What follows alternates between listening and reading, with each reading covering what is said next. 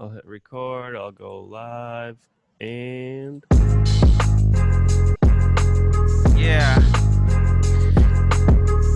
Yes, y'all. You are now tuned into the Melodrama Podcast, sponsored by Freshly Broken Unified Records. I am one of the hosts. I go by the name of Speak Easy. I'm joined by JG, Big Trip, Demon of 28s and 29s. Fellas, what is up? What's good, dog? what up? Did I just miss something? What? I ain't hear no music. You did? I was rocking it. Yeah, No. I heard it. I heard it then. I ain't hear shit. Yo, I heard one of the signs is like one of the new symptoms that you stop hearing. Yeah, like the stuff. taste go, the hearing goes. Got that Rona, fam. Oh, man. I'm sorry, So- dog. Okay, I'm gonna We'll have come to- lick all. Gonna have to pour out a little liquor for Trip. Pour out a Yo, little Yeah, but did liquor. you just hear me? We can hear you, to though. everybody's house. everybody I'm house. coming to all y'all house, Okay. and I'm gonna lick the handles on y'all car. Hell no. Oh, shit. Man, I'm gonna Oh. lick everybody's doorknob. damn, dog. Man, I hate being light-skinned, dog. I can't get this damn lighting right in this room. Orange, blue, and shit. This is bullshit. Oh, man. Dude, so we are actually recording on Mother's Day. Brave souls, we are. And somehow, some way, all of us are connected to mothers, Huh? one way or the other. Sure. You know what I'm saying? So, I mean, I just wanted to commend you, brothers, for your bravery, for taking upon this journey, this endeavor with me today, on this day of, the most exalted Mother's Day. Word. So, I appreciate you guys. Shit. That's okay. Ain't shit, dog. We all right. I was in jail Half anyway, of the mothers gonna celebrate on Father's Day anyway too. for sure. Right? Ain't no Father's Day. Time out! Ain't no Father's Day. Ain't no reciprocation there. Oh my It's God. good thing, fam. Dude, wait. Like y'all, when we start, like y'all motherfuckers know how to start. Dog, I'm telling you, He said they already claiming next month anyway. already. It's gonna be Yo. some of them today. Mother's Day Part 2. Yeah. This is the Yo, pre-party. dude, Yeah. I'm gonna make a meme and it's gonna say, effective immediately, Father's Day has been renamed to Mother's Day Part 2. Ooh. That's it, dog. Oh, that is There hilarious. ain't nobody, man. Oh, that's hilarious. So this will be like the Bitter Daddies podcast on Mother's Day. Word. Word. I'm Oh, in man. trouble anyway, dog, because Uh-huh. damn Amazon must have used USPS or something, dog. Damn, that shit didn't even show up. Oh, Damn. man. So I'm just like, Send the receipt. He's like, Like, hey, I love it's you. coming. What did you? I love you. What did you order though? huh? Because you know the fucked up part is that now Amazon lets other people sell shit on their marketplace, Yeah, Okay. and they don't necessarily send it through Amazon Prime that's delivery. fact. That's fact. Oh, okay, And that's, okay. That's what happened. Remember, when I ordered my the hat press. Did I Yeah, talk to y'all yeah. about that? Mm-hmm. Yep. Mm-hmm. Yeah. So I ordered that on Amazon, but they sent it FedEx, and the shit never came. Well, they said it came, but it never came. Yeah. Because that same day, my daughter was supposed to get some shoes from Journey Yep. from FedEx on a whole different shipment, and that shit didn't come either. Word. But I ordered my shit through Amazon. Yeah. I mean, I got the refund and shit, but just because you got it on Amazon, don't mean Amazon finna handle your shit. yeah. You got your shit Yeah, got stole, man. No, these boxes was too big. It's gonna be a bunch of boxes.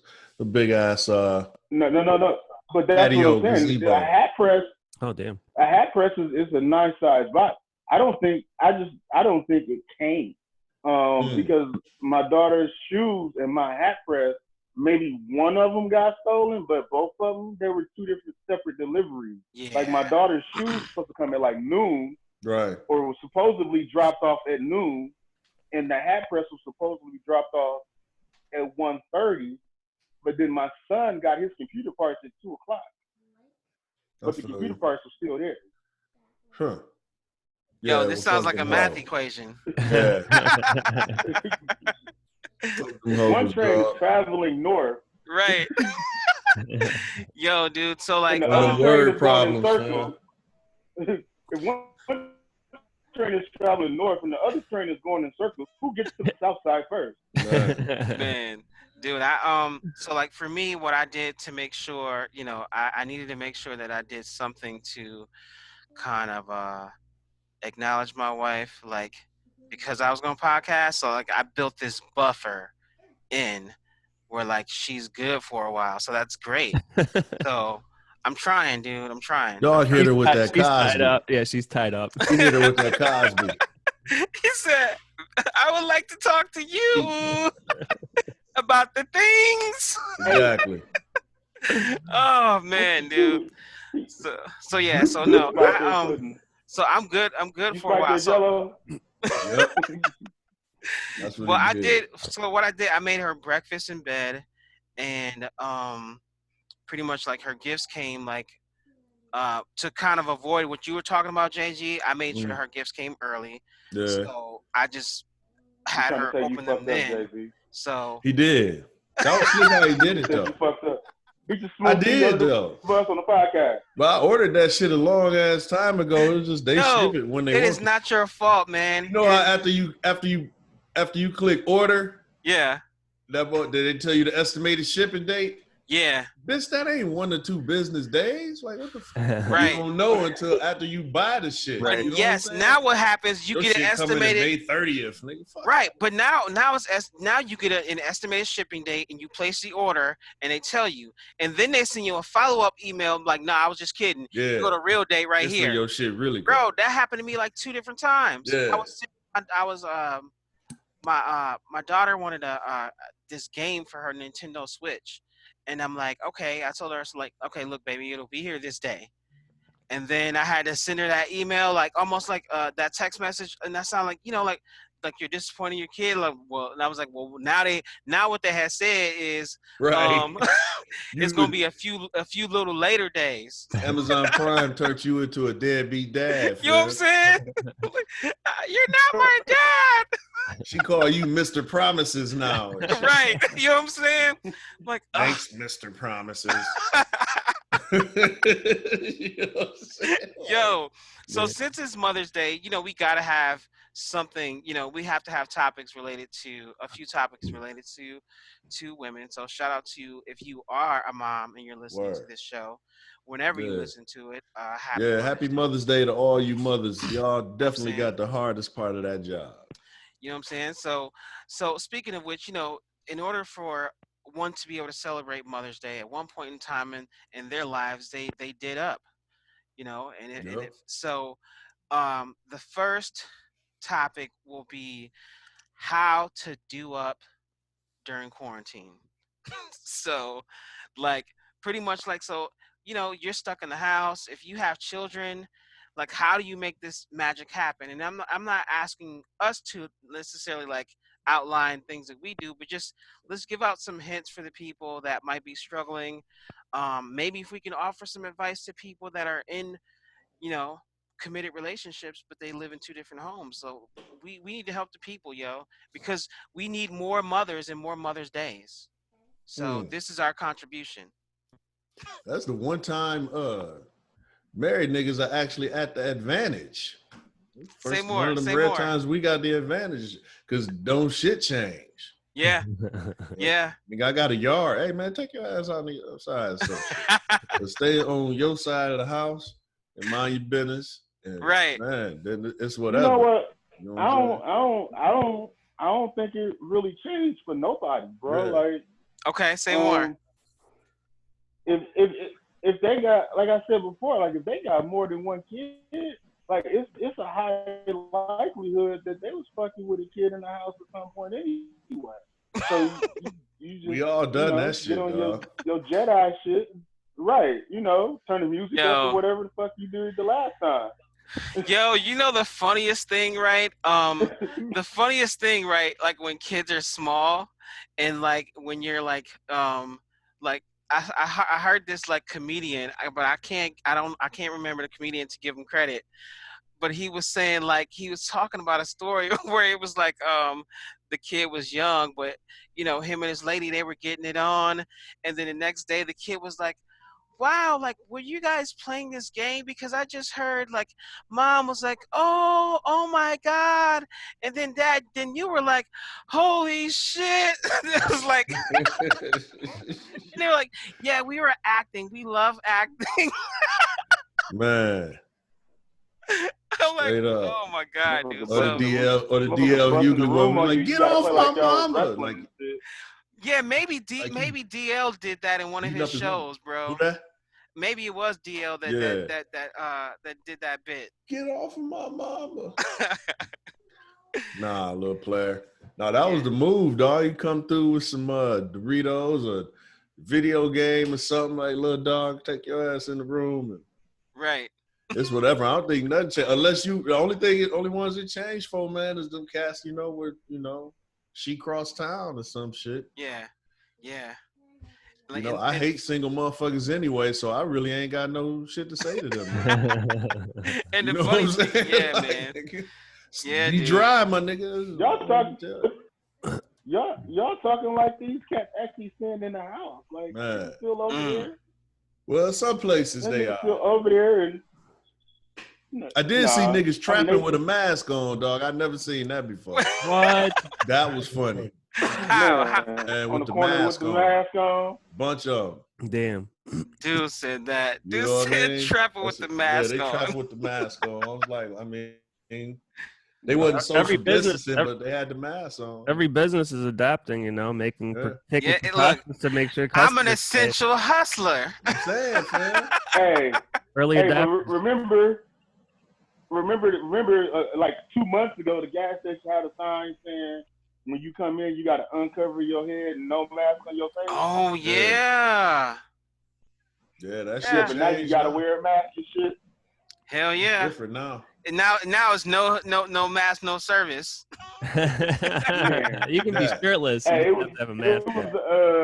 It was a meme. I saw a meme, and it was like this dude went in the store, and the store refused to service him, and there's like, you have to wear a mask in the store, and if you don't have a mask on, we're not gonna service you. You can't buy nothing. And the dude looked at the manager and said, if I got to go back to my car and get a mask to come back in the store, you ain't gonna sell me shit anyway, because I ain't paying for shit. I ain't paying for shit. If I got to go put a mask on to come back in, I ain't paying for shit. I ain't paying for shit. Dude said he gonna come back in and rob him up. Saying, dude. Yo, I'm with it. For. Yo, and also if you're listening, like what we're gonna be doing too, we're gonna introduce 2 segments. Like, we're not gonna be one of the podcasts where it's like we're gonna make a quick shift and then one odd segue to the next. Like, no, we're just gonna have the mellow portion of the podcast and we're gonna have the drama portion of the podcast. Any given day, those can be flipped. So, let's start off with the mellow piece this go around. So another quick just conversation starter, and in honor of Mother's Day, the topic or proclamation that I'm making, I should say, this will be the first melodrama proclamation, and that will be that proclamation is that women are like Santa Claus. And they fake? Yes. Okay. Santa Claus is fake? Hold up. Santa fake. They got beards? Don't say it too loud. Hold up. Listen, there's a reason why I have a beard and I love red. What you mean to tell me now that Santa Claus is fake? Yeah, that motherfucker. He's my idol. The highest title. We trying to Numero get the uno. connection, G. Like, I'm trying to figure out, should I be saying that this is just your opinion, and throw you under the bus, or should I ride with you? Cause no, check it out. I don't know if So are you check it saying out. they got beards? Are you calling them like No, old fat I'm not people? saying Like, that what they're you doing? bearded. I'm not saying that they're bearded ladies. When I say women are like Santa Claus, it's they know when you're sleeping, they know when you're awake, they know when you're bad or good. Yeah. So be good, I got motherfucker, you. because if you ain't good, then what you ain't gonna do is Right. that not sound like Santa Claus? Yeah, Does I that got not you. sound like Okay. Santa Claus? No presents Yeah, under they the tree for definitely you. that. You know, other people will Yeah, call it. We talked I'm about this earlier. gonna Maybe let you. I'm gonna let you have that proclamation by yourself. Cause just like I don't believe in Santa Claus, I don't believe in women's intuition. Are you sure? I'm just saying. I believe. I don't know. It ain't You can believe intuition in when what she you want to already been believe through in, the phone, fam. He said right? Like it's not I intuition. don't have to. Oh, That's He's like detective. that's so Raven. Yeah. That wasn't her psychic ability. Right, It's just she fam. was quick. Exactly. She had already synced the phone. right. Man, straight up. I feel you on that one. Thing, man. But they definitely will give it. They quick to give a nigga a lump of coal. Yep. That's what I'm saying. I will say that. That's what I'm just saying. And I mean they're always they're perceived as always being happy, but we have all felt the wrath. You know what I'm saying? So for me, I'm like, look, Yeah. I believe women are like, they're like Santa Claus I because feel you. they're beloved. You know what I'm saying? And we're like the elves, making We presents are all the year. elves. Tell me that we are not. All year. We are, All and year, this man. is how dope we are on the Melodrama podcast. We have turned motherfucking Mother's Day to Christmas, nigga. All year. For one, Like- hoping for one good night and shit. See, Motherfucker work all year hoping for one good night. a wise man once sang, "If only for one night." Man, I tell you. That's a good point though, dog. Hey man, somehow we got the short end of the deal on that dynamic. I ain't a fan of that whole dynamic at all. What shit dynamic? needs to change. What dynamic? Shit, nigga, that all doing everything, hoping for one good night. Shit. Yeah. That shit for the birds, dog. That's why I kept like 6 of them. You got time for that shit. At least so you you can't. so you have 6 good nights. Yeah, you can't take it. Right. Hanukkah. Right, man. No always meant no from day one. Right. Mm-hmm. So you saying no don't mean no to me. That mean no to you. Right. Go see what's happening over there. Hey, dogs, it's been a few nights, man. Shit, they got to go all the way to number 5 or number 6, but somebody gonna be cool. He said, "Listen, y'all know the team principle. Man. Next woman up." I'm saying, dog. Listen, that's how Belichick. That's how Belichick wins. That's how they do. Hey, that's how Belichick wins. So I mean, I ain't got no control over her. Why she got control over me? You know what I'm saying? Shit, you denying yourself joy. You don't deny me. Shit, I'll holler at you. I'll be back. I'll be back around when that motherfucker Put me in the game, coach. Then I'll be back around. Put me in the game, coach. That shit was great, fam. I love that. Now it's like, man. Yeah.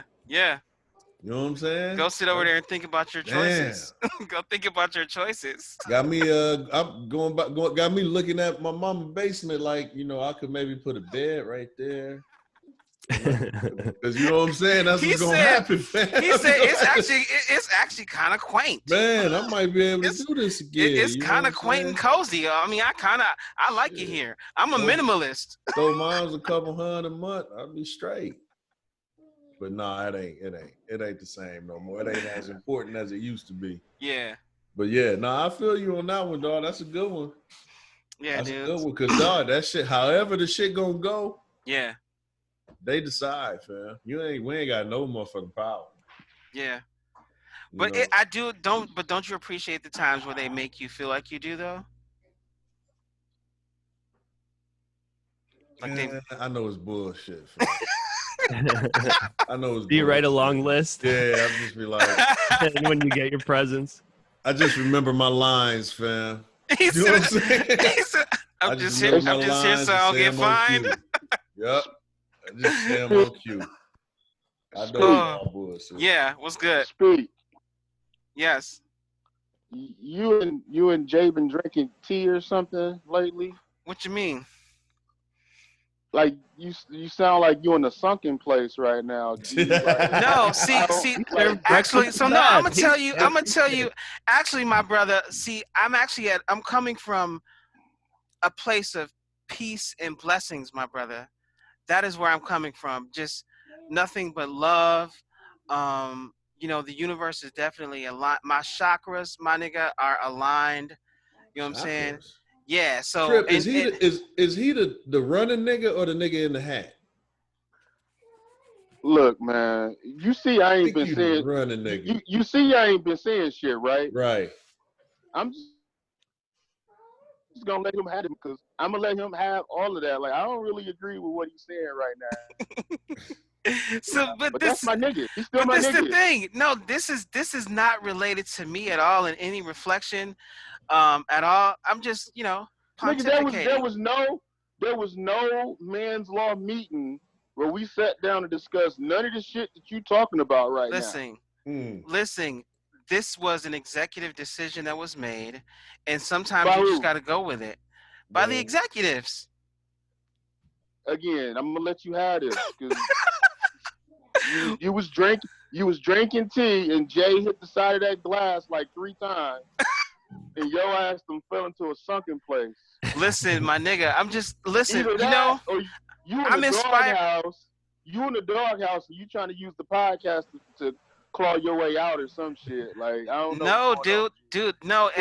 It's all peace and love there. We watched. So speaking of which, we watched the versus battle last night, and the thing is, we were gonna do like matching dashikis, but I decided like, nah, let's just chill in our loungewear and we'll watch it together. But yeah, it was dope. So Cause Right. like, okay, I don't know how many shows ago this was. The last time we talked about women's intuition and all that, I think we all agreed that it was pretty much bullshit. Facts. And now, G, it's like you done flipped on us and you done jumped on their side and they like all knowing, Santa all Claus. seeing beings and shit. bro, Like, this is Mother's he Day. What are you caping? doing? This is Mother's Day. He What are you caping, fam. How are you disrespecting these queens I out don't give here, a fuck. bro? What are you You doing? not just I under my mama, but look, nigga, I'm gonna keep the shit 100. Yeah, mama. He said, I love my mama, but I love Hirsch. my mama. Dogs, I love my mama, but the rest of these hoes ain't yeah. The rest of the women ain't my mama. That ain't my mama.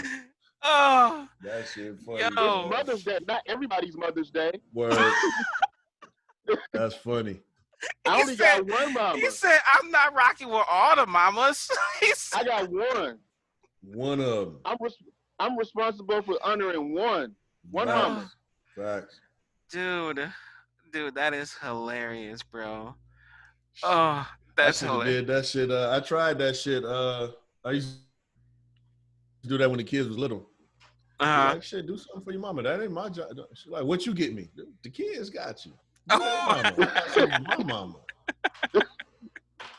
That You shit, pushed them out. You ain't that pushed shit me worked out. for maybe like 2 Mother's Days. Then Okay. that shit stopped working. Man, They stopped working. Yeah, that shit stopped working. The kids stopped making change the crafts. data. Yeah. That shit stopped being cute. Hey, she be like, what you gotta do is like, she be like, what you get me for Mother's Day? You be like, shit, I'm the one that give you the most to being a mama. Yeah. I Yeah. made you a mama. I gave you this day. Dog said that. Like, I put you in position. See? hold up. The to crazy thing celebrate is, Mother's Day. but the thing is, depending on what order you were born, you can't say there would be no Mother's Day without me. Facts. Like, yes, it would, because you got a younger brother and an older brother. So yeah, Yeah, but you're welcome. Happy birthday, nigga. If you got kids, you can still you can tell whoever you mother, like, look, it wouldn't be a Mother's Day without me. See, I put you in position to win on this day. see this I right put you here. in the game. Dude said, Mama, I put you in a game. I put Yeah. you up on game. Yeah. You didn't know nothing about this Mother's Day shit before me. This right here, what Trip talking right here, that's that single nigga shit. That's why I Yeah. hate them motherfuckers. Oh, can't King Kong ain't got shit on me. Motherfuckers say that shit now. right. Yo, he's the I guess I'm Hey, I'm not you brave know enough to go there. I'm trying to say that shit, Trip. Hey, you try to say that shit, Trip running now. Mm-hmm. Them titties gonna have dust on them. I've always said it though. Cause you'll never touch them motherfuckers again. I've always said it though. Yeah, but dog, but no, my nigga. See, a motherfucker is only as pimping as options that he has. You dig what I'm saying? I've always said it though. Yeah, right. So have I. Until I didn't have them motherfucking options. Now, when you lose them options, I want to see you run that shit there. I did. He said that did is past tense, my nigga. That mean that shit didn't work out. You dig what I'm saying? It's different, dog. It's different. It's different. That's all I'm saying. Listen, Motherfucker got to find a way, man. we are here for all You the gotta mothers. find, yeah, you gotta find a way to make We're that here. shit work. We're here for the mothers. See, And trust me, dog. I look in the mirror sometimes and I'm sad, man, because my pimp hand don't work like it's supposed to. listen, you be looking at it like Booker T, like What the fuck happened to you? Like, you used to be beautiful. What the? You know what I'm saying? Now it's just like oh, I I've had never, to but trade I've in never, some of them pimp I've never had a pimp colloquialisms for yes, dear, my nigga. I mean, I've never had a pimp hand though. it's just part of the game, I've huh? never been a pimp. I just always had the same attitude. I feel you. I feel you. dude, the more you talk, the more pimping you sound. I already Listen, know, fam. because the pimp would never say that he's pimping. Right. He said, This how I've shit's had supposed this to be. mindset Yeah. since my inception, baby. Yeah. Can you That's how dig shit's that, supposed to be. baby? Do you That's how it's dig supposed to that? be. And then, This you nigga know, Trip is speaking in pimp, like And then- literally. then the situation. That's a language changed. now. Yes, bro. You just Telling you. that's hold up. How many podcasts ago? Like episode 18. That nigga said it's calling you. Episode 18. Pimp is Trip's love language. Yeah. Holy shit, we Yeah, something solved like it. that. Yeah. We solved it. If you don't know what we're talking about, you got to go all the way back to I think it's episode 18 or 19 of the Melodrama podcast, and check out Rosetta Stone Love. That's the name of the podcast. We have found it. Trip's love This is language all is propaganda. pimpology. That's He fact. said, I This never is all had that propaganda. problem. You understand me? That's I never fact. had that problem, baby. It is propaganda, fam, but we in the media though. What? You know what I'm saying? It is propaganda. We in the media though, Oh. fam. It ain't where you Oh, from, it's where you damn. at. Sometimes you We got party nigga right gotta now, right? adapt. Cause like I give you a perfect example, dog. You know, like the new pimp decision. See, the old pimp decision was just me and her. Mm-hmm. The new pimp decision is me and my money. You know what I'm saying? Okay. So now pimping gonna cost me 52% for at least 7-8 years. Yeah. 2 mortgages. Yeah. Talk that talk. Yeah, fam. Talk that talk. Talk that talk. Yeah, that ain't pimping. That ain't pimping, fam. Yeah, man. I can't do nothing for 52%, man. 51%. I mean, I get 49, they get 51. Nah, fam. Yeah. I can't do it. So I had to make a different kind of pimp decision. Yeah. You know what I'm saying? Which That's- I'm just counting the years down. I'll be pimping again. I be pimping again. You know what I'm Yo, saying? I'll so be pimping again. it's gonna be after the quarantine. Yeah. The baby done made it to the league. On draft day, we gonna see Be JG pimping with a again. big old pimp hat. Telling you. Hey, he Telling gonna you. have Jordans with an aquarium at the bottom. Man. He gonna have Straight up. go Straight up.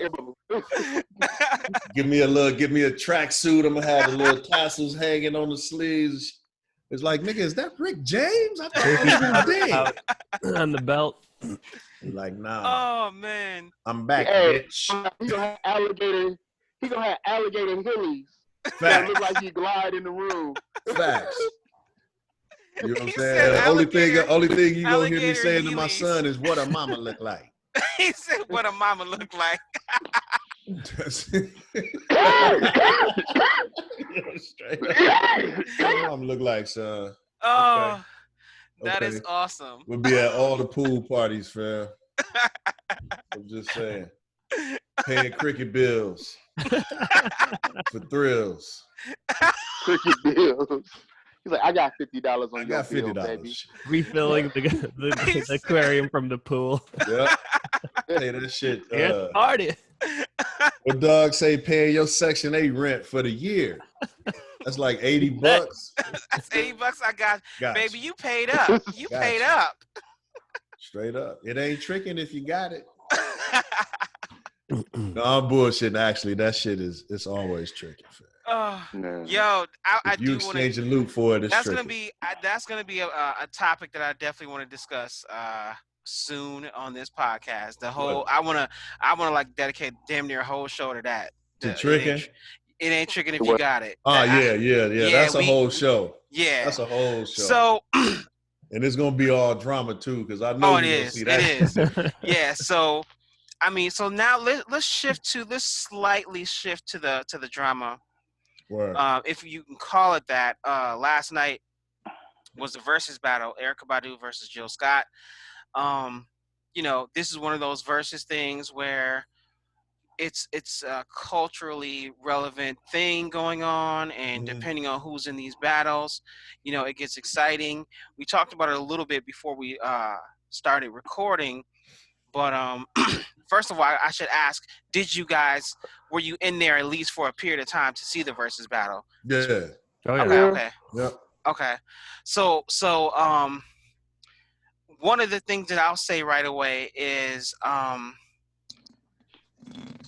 this is the first one where I stopped taking score after they played the first song. Yep.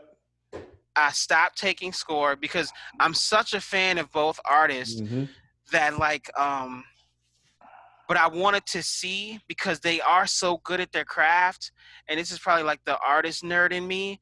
They're so good at their craft. There's got to be a level of competition. Shit, when me and Tripp were writing songs, if I asked Tripp, yo, can you hop on this song? Tripp was like, sure, but I'm gonna have the hottest verse on your song, motherfucker. So like, I was like, I wanted to know, would this come out of, you know, these two phenomenal artists, and it came out a little bit after the first battle when, well, in my opinion, when Jill was like, I wrote this, and then she also let Miss Badu know that that's the only song that, you know, the only song that somebody has ever written for you, I did it. So I didn't know, or maybe I was looking into that. Oh, you talking about way. You Got Me? Yeah. So so I don't know, that maybe that's just the competition in me. You know, but that's the only little you know that I thought was a little bit of a like let me just let this be known. Right. Well, in typical women's fashion, they ain't follow the rules, because it is supposed to be a versus battle. Yeah. And they just flipped it into an appreciation concert. Yeah. Yes, and the thing is, and you can tell it was that from the jump, right? Yep. And I don't know, like maybe I know I can, like, this is why I don't listen to a lot of new quote unquote R&B, because we have a Badu and a Jill Scott that we love their music. So they set the bar so fucking high. So yeah, I'm gonna be critical if this up and coming singer can only sing one thing, but like they turned it into a love fest. Yep. And they even went as far to say, in front of, at one point in time, it was 700,000 viewers. You know what I'm saying? That they said they've tried to pit us against each other, but we have always been friends. Always. And I'm gonna be real. I've never known this, but like the fanboy in me, I just assumed it. Of course. I listen to both of their music. Of course they're friends. Yeah. Like, but it just really puts me into one of those, like, they were like, oh, go ahead. No, go ahead, bro. Go ahead. They were like literally great friends, dude. Even back with that Soul Aquarian shit. Back in the day, they was like they were in the same clique. Yeah, and with Soul Quest and is beautiful. Yeah. Bilal and all of them, right? Yep. So, yeah, they was down. That's how it went on You Got Me from Jill to Erykah. It wasn't. Mm-hmm. It was because Erykah had popped at the time. Yep. And nobody had really heard of Jill yet. Yes. So they switched it over to Erykah's. Mm-hmm. I actually, even though Jill wrote the lyrics, I actually like Erykah's version better because Jill more R&B and soul, and Erykah's more hip hop, in my opinion. And yes. Erykah sang like a sample, like she was part of the record. Yep. She blended in. Yep. Jill sang like an R&B singer. She the superstar. So on Jill version, the chorus, it take over the song. It's still cold. It's beautiful, yeah, and that's you know why. What I'm saying? But it's like, yeah, man. Now it ain't the root song. Now it's Jill's song. And the thing is, I think because you got to think, Quest, those guys, they're pure artists. Like if we were to throw that term out there, pure artist. Right. So I think they even felt that element too, but I also think it pushed the Roots to another level. Facts. To switch that feature, know, and I kind of wanted to take a time to kind of shout out the Roots, because the Roots, when they they put on for Philly, because like I didn't know that was Eve. Yep. When I know that I love that song. Yep. Yeah, I read the CD credits, but we didn't know that Eve would become Eve. Right. We didn't know that Beanie Siegel on Once Again will become Beanie Siegel with The Rock. Yep. So, and then like we also didn't know that Jill Scott was gonna be fucking Jill Scott. So I love the fact that the Roots are like that, man. And I think it was like a love fest. I enjoyed it. I enjoyed it dope, a lot. Man. I don't know. For me, it was one of those. It was a cool moment. And you know what else too, man? If you would read the comments and stuff, even the cats that wanted it to be a battle, they won them over too. Yeah, and then everybody was just like appreciating both catalogs. You know what I'm saying? Yeah, and then when they were talking about all the people that were in the room, Michelle Obama was in there. Right. All of these, just so many different people from a ton of different walks of life. And I think that's what I love about being an artist. So that's why, like, I just sat back, dude. And for me, like we've talked about in this podcast, the sound quality. We've talked about those things before, but the sound quality didn't matter. And it didn't matter to other people, but last night, the sound quality didn't matter as much because I think they had it set up nice, and then there was no need to go loud and feel the bass or whatever. It was more vibes, and it was they had an okay setup, so they did it right. It was better than Teddy. Yeah. Did you hear the little joke that Erykah about dude? She's like, Erykah was like, I got the Teddy Riley echo. That's messed up, dog. Hey, there were some technical difficulties for a second. It's a motherfucker on Twitter. That's his Twitter handle, Teddy Riley. Oh my God, I have seen some stuff. You see that shit? Yes. That's his dude I don't know stole that name and shit, man. I don't know who that is, but maybe somebody have funny. retweeted dude's shit, but he's come up on my Twitter feed. That shit was funny. Teddy Riley's echo. Yeah. That's hilarious, dude. That's capitalized. Nah, that shit was dope, man. They got it was a cool vibe, man. Yeah. You know what I'm saying? It was good to hear some. The only thing I got from it is, because since I don't fuck with a lot of new music, I stay heavy in my old shit. So Jill and Erykah ain't never left rotation. So it wasn't about hearing the cuts. It was more about hearing the shit they themselves thought was hot. You know what I'm saying? That's another angle too. Jill Scott saying, this is the Jill Scott song I like. That kind of shit. That because part they of it. didn't. Yeah, because there's other really dope songs that they just didn't play, right? Because they wanted us to hear. No, I like this one, y'all. Right. Like, that was pretty cool. Yeah, that part of it was cool. Yeah, that's why I listened as long as I did. But then it got to, they started playing, like when Jill played Crown Royal, which is the song she dedicated to me. Then I was like, bro, you know what? Bro. I know Bro, hold up. I knew she liked that song. I hate to interrupt you. What's up? That song? Uh-huh. That song's about me, dude. What the fuck are you talking about, bro? Like literally. You don't have to do the hip hop Dalmatians. No. This is why.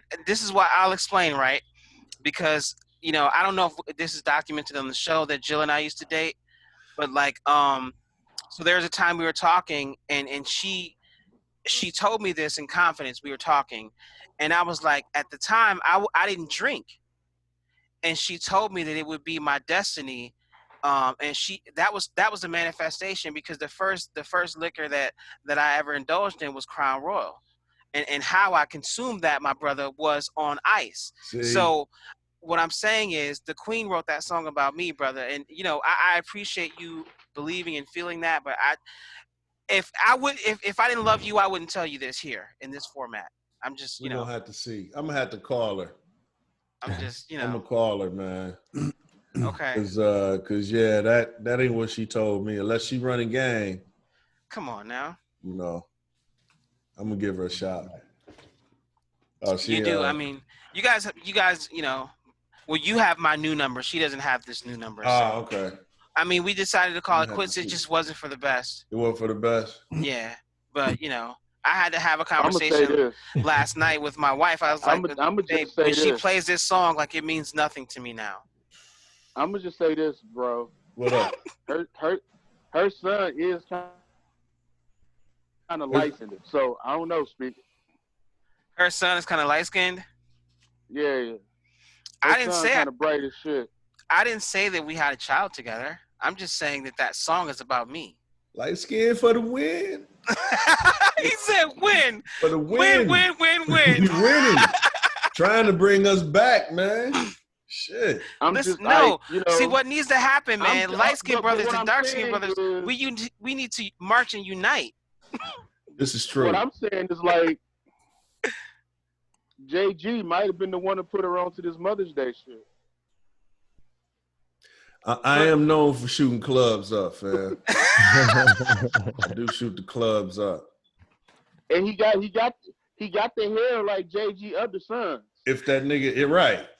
If he taller than 5'7", I'm the pappy, fam. That's fine. I don't mean no disrespect to Jill. She a fave, dog. Yeah, what Juvie say? You a big fine woman. That's Jill. Dude, she I think I forgot the phrase she said last night, but when they were talking about innuendos in the song, and one of the things to their credit, and I think it's part of their artistry, they talked about things, and they talked about sex in a way that they still drove their point home, but the artistic spin that they would always put on that shit. Mm-hmm. This is why Jill Scott has fans. We're joking when we're arguing, right, but this is why she has captivated the minds of fans, where we're like, yo, she painted that picture so much where you get attracted to that. Yep. That message. And to me, that's artistry at its finest. And that's why, not every artist can do that. Not every artist can paint something that's sensual, but then have that artistic spin. And that's why some of the new shit we don't like, because they're just so blatant with it. Right. That we like, okay, yeah, fine. But what the fuck are you saying? And I think that's just another angle where Jill and Erykah are so fucking dope. Because they weave that shit in their music, and it's like, if you know, you know. Right. It's like, if you know, you know. Hey, and if you don't, you don't. But if you do know and you hear that shit on the radio, you like, I can't believe they played that on the radio. Yeah. They don't know what that shit about. And truth be told, I liked the song Crown Royal on Ice. Mm-hmm. I think I liked the song before I actually knew exactly what she was talking about. Right. Right. And I like lyrics. So for me, the vibe was so dope on that song that I was like, this is just a fucking dope vibe. And she didn't make the song it wasn't a long ass track. And then I was like, wait, let me listen to these lyrics again. Right. And then I'm like, holy shit, Jill. That's crazy. I hit her up. I was like, for real? Fam, you gotta stop lying, man. You gotta stop lying. I'm an actor. I'm an actor. I'm an actor. I'm an actor. Gonna be like the end of Beautiful Ones and shit. Do you want him? When Prince was going off and shit. Right, dude. Straight up. Yeah, nah, dude. that shit was ill though, man. Yeah. They need, you know what? They need to let the sisters do that shit more. It ain't really too many of them left, man. And I like to see like a, you know, what do you think? FemC battle too. Who? Some FemCs, some female MCs. Yeah, I think it's too. coming because and maybe that was the alley-oop that they were throwing because how they both were kind of shouting out Queen Latifah. You know, like a dope one. You shouldn't do it. No, wait, hold on. I would love to see Queen Latifah versus MC Lyte. Because we ain't looking for bars. We ain't looking for like bars. But I'm like, they're like super hip hop icons. I mean, might be some. And because the thing is, I don't think that there's like as dope as Missy is. I don't think that there's anybody that could. Missy would have to battle.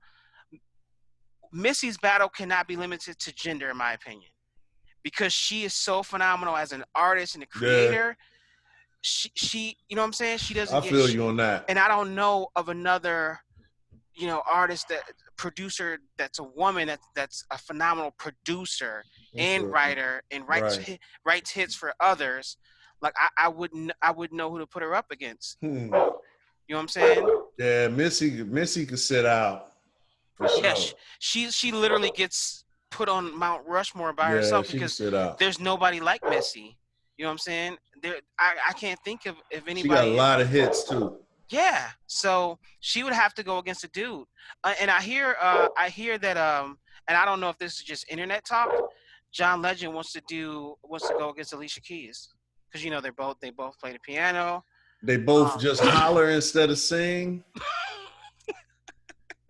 I'm kind of cool on that one, fam. You don't like them? Nah, I'm cool on not if they gonna sing. I don't know, but gonna play. I don't know. I saw a battle, then I saw a live piano battle. So I don't know. I would think that it would be a little bit of both. A piano battle might be dope. Yeah, that might be dope. That would be dope as hell. I think that would be dope. Yeah. Yeah, and you know, as far as like other like a FemC battle, I mean, who would you pick to go against Eve? I would do Eve Remy Ma. Eve Remy Ma. You know what? Eve got enough crossover hits, man. Eve might be able to go against Missy. Oof, I don't know. She got enough hits. She has enough hits, but the thing is, but what happens when Missy plays a Sierra song that she wrote for Sierra? Like now her catalog has been extended. It'll be like what Babyface did on. Yeah, I feel you. Yeah, you know what I'm saying? Like that's why Babyface was a clear blowout because his talents put him in so many different places. I don't think there's a woman artist that her talent has been put in so many places as Missy. So I don't know. That's a good one. That's a good point. And Trip was talking about earlier that who did you say is the next battle that they've announced? It's supposed to be Nelly and Luda. Okay, yeah. Nelly and Luda. And I don't know. I can't remember. We were talking about this earlier. I can't remember if I said I like this battle or not. I don't know. I don't know. I'm gonna sit that one out. Cause I'm gonna just keep it a buck, man. My favorite thing about Luda is the video where he had the big ass arms, but it wasn't really the song. So you don't think Luda makes good music? It was just the look in the video, and I wasn't really like a Nelly fan and shit. Like I was done with new hip hop right about when Nelly came out. I started like easing back because you know he came out with that rap singing shit. Yeah. And I just wasn't a fan, you know. Okay. I think for me, like, I think I don't know, maybe, and I could be wrong. Luda probably got more hits than Nelly. Luda. Yeah. I think he definitely definitely got he getting bars. The problem with Luda songs were not necessarily the songs that were released as singles when it comes to like his bars. Right. And then I think Nelly, like outside of the little country song and the song with like the chick from Destiny's Child, I can only think of like Air Force Ones, but that wasn't him. Wasn't that like the whole Saint Lunatics crew? And then I can't remember. Yeah, the Give Me to yeah. That was the Saint Lunatics. Everybody was on that song. Okay. Yeah, and I agree with you, Trip. I think if anything, I would do Luda versus T.I. That'd be better. That might work. That would be better because that's what it actually was. Yep. So I think, and the fact that they pieced it up and they're both from Atlanta, that would be a really good one. That would be a really, really good one. And you know, and then, like I was gonna say, JG. Let me say this real quick, Trip, because Trip, you were talking about lyrics. If I was to ask you to listen to any album, JG, by Ludacris, I would say listen to Theater of the Mind. Because that song, he's rapping and he has features that are actually other dope-ass artists. Right. So if I was to say listen to a Luda album, I would start there because he raps his ass off on there. Yeah, I like him when he got like most of the times I heard him do features. Yeah. He was cold. I mean, he can rap. Yeah. You know, but like we always say about, you know, the lyrical cats, man, it's easier to do to display the lyrical acrobatics than it is to make a hit song. So yeah. It's like he tones it down on the albums, you know what I mean? Because he got to make a hit. Yep, because he's making a hit. He's making a hit record. Yeah. I can get that. Yeah, I'll check that one out there. Yeah. Check that one out. What were you saying, Trip? Oh, like we were saying before, you know, JG logged in at JG time. Word. I think a good one would be like a Wale J. Cole one would be a good one. Yes. And Trip. Okay, explain more because you know I want people to hear your take on this because I think Trip has a very unique perspective. So I think sort of like so last night you had two people that were pretty much categorized as neo soul. As far as you know the battle. I think when you look at the J. Cole Wale one, they are friends. Like you had the Erykah and Jill thing. Right. I think when it comes to their lyrics, I think they kind of rap in the same vein of content. And then I feel like they both have a cult following. You know, they might not be the biggest mainstream niggas out. But they have J. Cole has a cult following that he's built over the years. Yeah. And even though Wale is still act like he's begging to be number one, Wale has a cult following in the DMV area and on the East Coast. Yeah, man. And I think that would be a dope ass battle. I think you would get a nice mix from their album, but then I think you can get a nice mix from like mixtape Wale and mixtape J. Cole. I think that would be a dope ass battle. And they both, I know J. Cole produced shit, and Wale's always in the studio, so you got another opportunity to get some unreleased shit that you might not have heard yet. Man, dude. The first battle, that's what I thought it was gonna be, and I was like, oh, these niggas just playing the hit records that I thought they was, because it was Timbaland and Swizz, whatever. I thought they was gonna be playing a lot of unreleased shit. Yeah, they didn't really do that. That's why I listened. So yeah, the only people that really didn't do that. I think the only people that did a whole lot of unreleased T-Pain and Lil Jon. Yeah, I heard, and I didn't even see that one. I should go back and look at that. And I think they ended up releasing. I think Lil Jon and Usher ended up releasing that song, one of the songs. Yep. And now it's like a whole new challenge behind it. Oh, is that the Sex Beat song? I think so. Yeah, I think Jermaine Dupri produced that. Jermaine Dupri is affiliated with that too. Yeah, dude, Yeah, that's crazy, man. But I think so. I don't know, man. I think I like the idea. Another thing I was thinking about, Trip, when you were saying mixtape stuff, right? Remember they dissed each other. Yeah. So even the fact that they can, J. Cole and Wale, and they dissed each other, and like they both you know what? did a little back and forth, but and they both said it was love, but yeah, it's kind of, it was almost like that was it was a diss, but it wasn't a diss. Like that was like me telling you like you full of shit, like nigga you dope, stop acting like you ain't dope. Yeah, but guess what though? And then you responding to like, and but then it's like, but that's the thing, is like J. Cole did it, Wale responded, yeah, and then Wale did a whole nother song. It was like, yeah, me and J. Cole still friends. That's why we still bump J. Cole shit. Yeah, I remember that, but I'm saying I think just the fact that it happened is another added element to this battle shit. And I mean, and then it also opens the door to some other verses that like just the hip hop nerds would love, and then they can do this for other different genres. So like when I think about that battle shit, like Jada versus Beans would be good. You know what I'm saying? Because they both have some hit records. Jada can play shit that he did with Biggie. Beans can play shit that he did with Hove.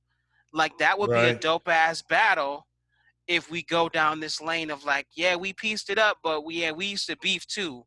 So let's relive that part too and entertain the fucking crowd, bro. That'd be dope. That'd be dope. And I think who better than somebody like you said, Trip, that are real friends, Wale and J. Cole. I think they would blaze a lot of different trails just because they're talent and they're so fucking dope. So yeah, man. So you can do that. Yeah, I can see that one. Yeah, I can definitely see that. Man, you think anybody any of the big time cats gonna get involved in that shit? I'm not sure. Kendrick, I think any of them kind of dudes. I think it just depends, man. Because I mean, I never even thought that Jill Scott and Erykah Badu would do it, especially with the fact that Erykah Badu has her own streaming platform, and she's been doing her own stuff. Like outside of Versus, she wasn't even trying to compete with them. Just, you know, she was just saying like, I'm an entrepreneur. This is how I make my money. So I was shocked just to see that she even said yeah.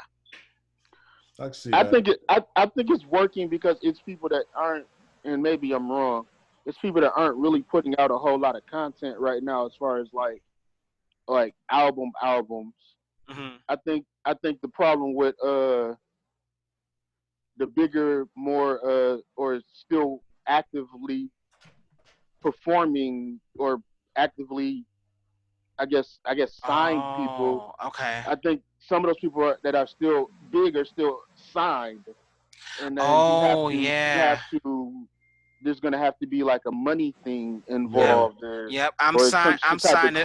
Yep, I'm signing Big Trip Records, and I can't if he does not allow me to do this, or if I can't bring my record label revenue. My label's not. So that's a point, Trip, I never even thought about. Yeah.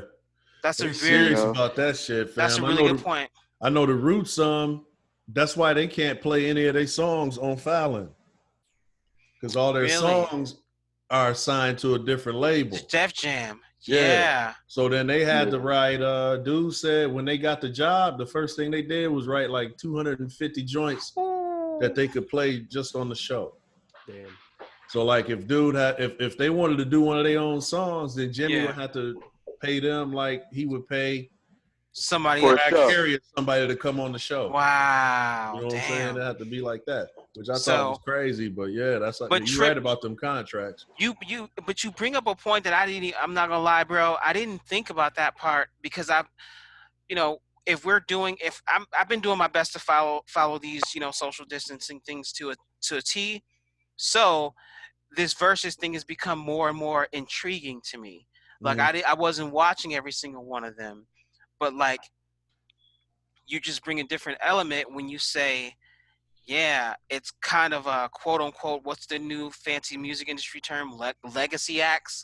It's more legacy acts than current people. To like, we wouldn't see a Meg Thee Stallion versus Lil Kim because Meg Thee Stallion is popping and Lil Kim is, you know, making money off her residuals, but she probably has freedom now that Meg doesn't, you know.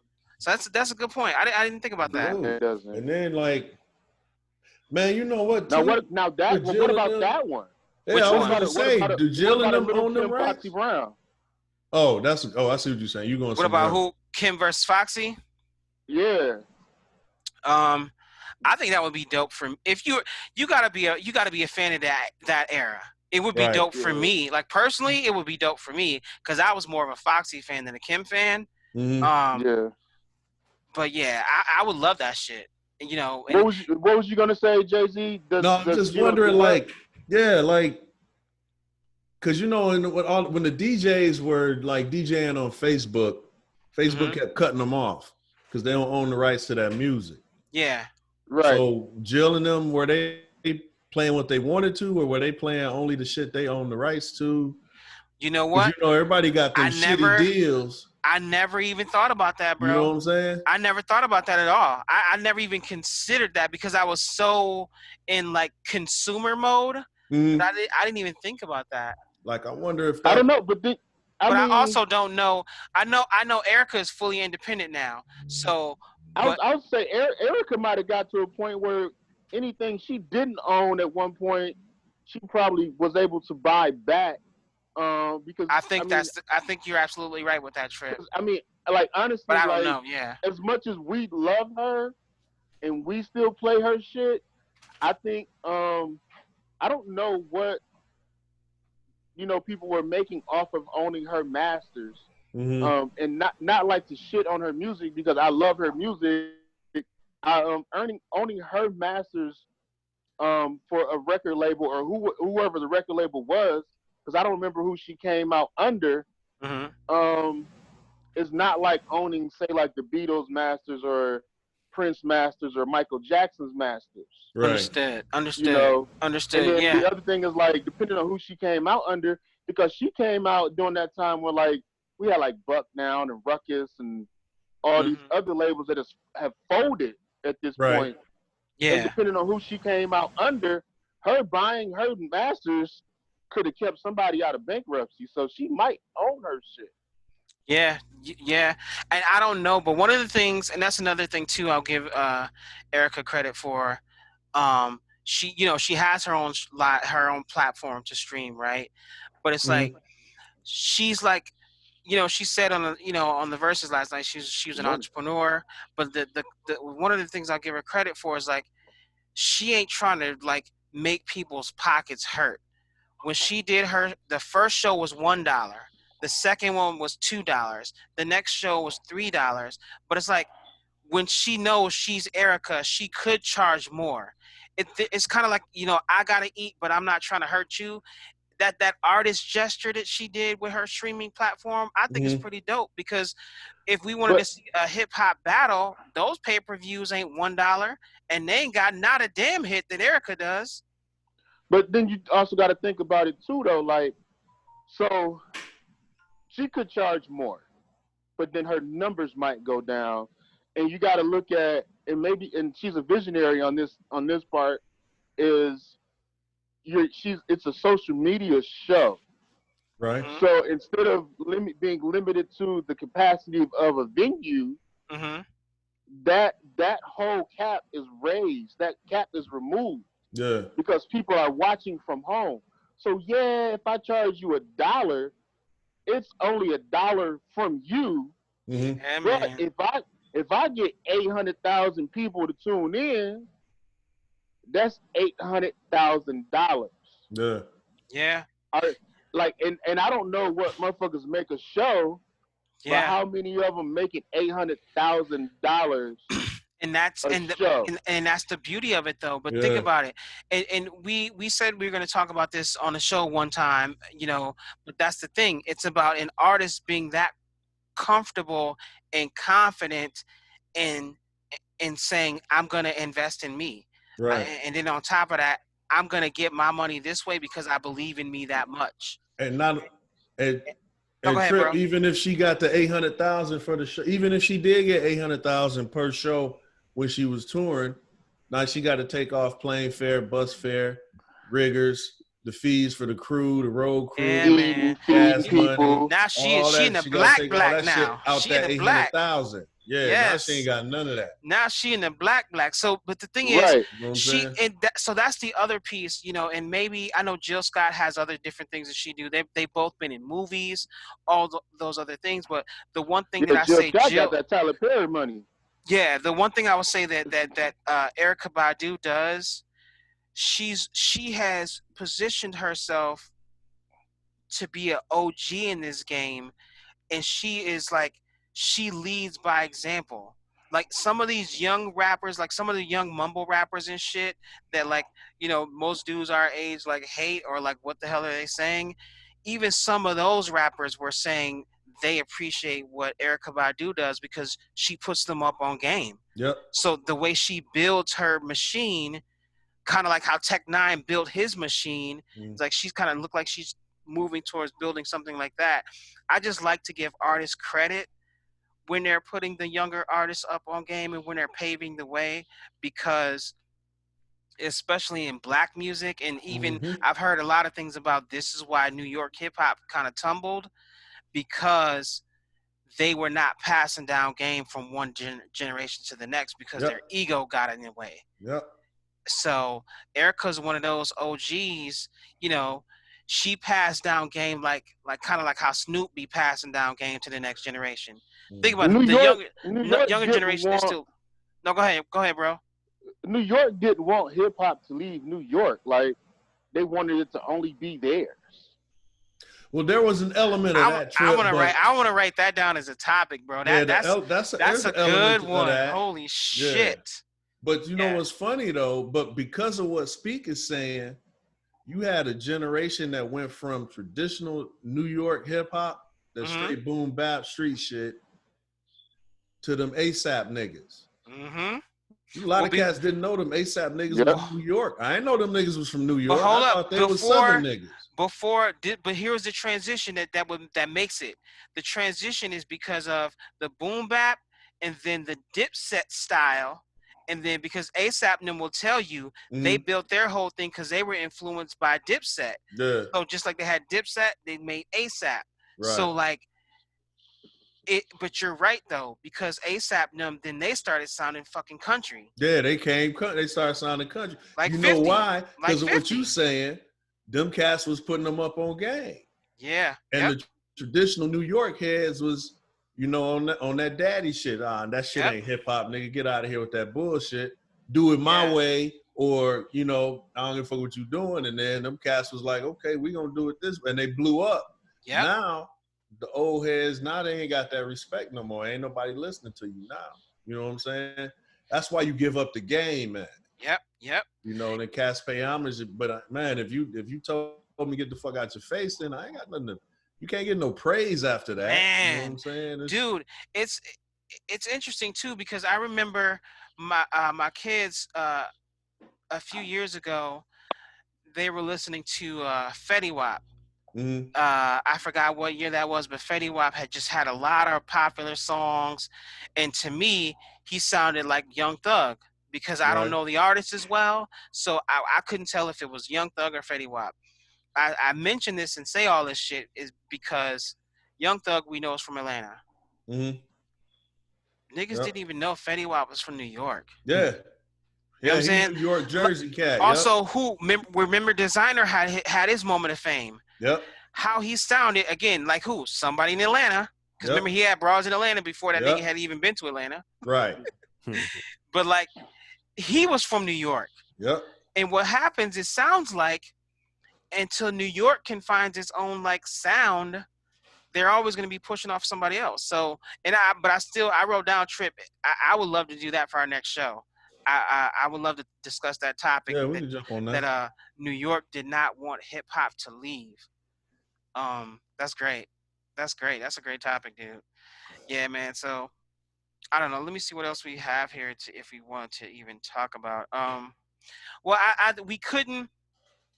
I didn't want to end this podcast without talking about some shit that needs to get talked about. So this is where there be the dramatic turn. Before we discuss that, we gotta say rest in peace to Andre Harrell, who passed away. In addition to brother Andre Harrell, Little Richard passed away yesterday. Right. You know what I'm saying? And for one instance or another, they both had a great impact. And Trip is laughing because hold up. So Trip is laughing because something happened before the show, right? Something happened before the show. You know, Trip was like, what are we talking about today? I'm like, hold on, let me pull out the list. Right? So I get to this part and you know, I say we're gonna, you know, send our condolences to Andre Harrell and Little Richard. And then Trip goes, I thought he'd been dead. I was like, see?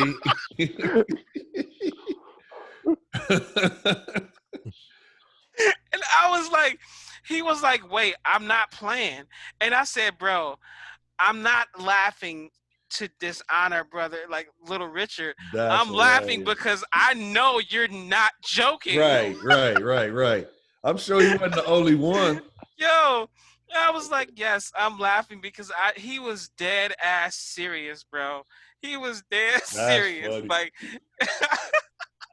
that's funny, dog. No, them cats hey man, on the internet they kill you so many damn times. Right. And now when you see a death announcement, you gotta go, let me go check. Right. And then let me see who the source is before I actually say, hey man, that motherfucker died 8 years ago. That shit has happened. So I ain't mad at you for that, Phil. Yeah, man. But you know, I just at least wanted to pay you know, send, you know, acknowledge these two. They did so many dope things for the music game. Good. And you know, like when people pass away, you know, the internet gets flooded with their stuff, you know, with all the stuff that they did. And maybe this is a clip that I saw of Little Richard when I was younger, but I didn't remember. But I saw a clip that somebody posted. It was about him being deemed the king of rock and roll. And you know, because we hear about this flamboyant side to Little Richard and all of that, but this is the first time because I didn't grow up listening to his music because I was so in love with hip hop. But he said, I didn't name myself the king. He said the Beatles did. Yeah. And he started naming all of these different, he said Elvis did. And he started naming all of these different people that are very respected in the music industry. And he was like, it was so dope for me to see that because then I saw like the artist, and then I kind of like also like, yeah, I know him the shit, but it done so well. Right. He's like, no, they like he was the first people's champ. He's the first. Really was. Well, in undergrad, I took a class. I think it was my freshman year, and it was an elective, but it was one of them electives you kind of had to take. And it was called African American Music and Rock and Roll, and there was a whole section just on Little Richard, and that a lot of the things that became really popular in rock and roll were things that he was the first one to do. Yep. Wow. And that's why he got dubbed the king. Yep. Wow. That's dope. And fam, if you a fan of that Minneapolis sound at all, Prince at time, Jesse Johnson, all them cats. They was trying to be modern day Little Richards. And you can definitely see the parallel with Little Richard and Prince. Yep. You know, Prince made it his own. He made it his own, which I can see the lineage. And dog, if you look at Jesse Johnson, he actually looked Jesse Johnson had the same hairdo, everything. He looked just like him. He said that. They was trying to be, but now you got to think about him, and them cats a lot older than us. So when they was shorties coming up, Little Richard was the man. Yep. You know what I'm saying? Wow, that's a very good point. Little Richard was the man. So when they got big, we gonna do that shit because they saw all like the transition. Trip was talking about all the shit Little Richard was the first one to do.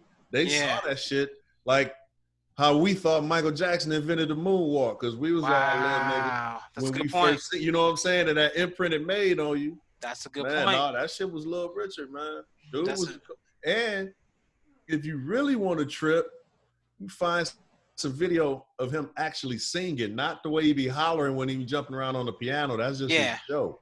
Yeah. You hear that motherfucker sing, it's gonna trip you out.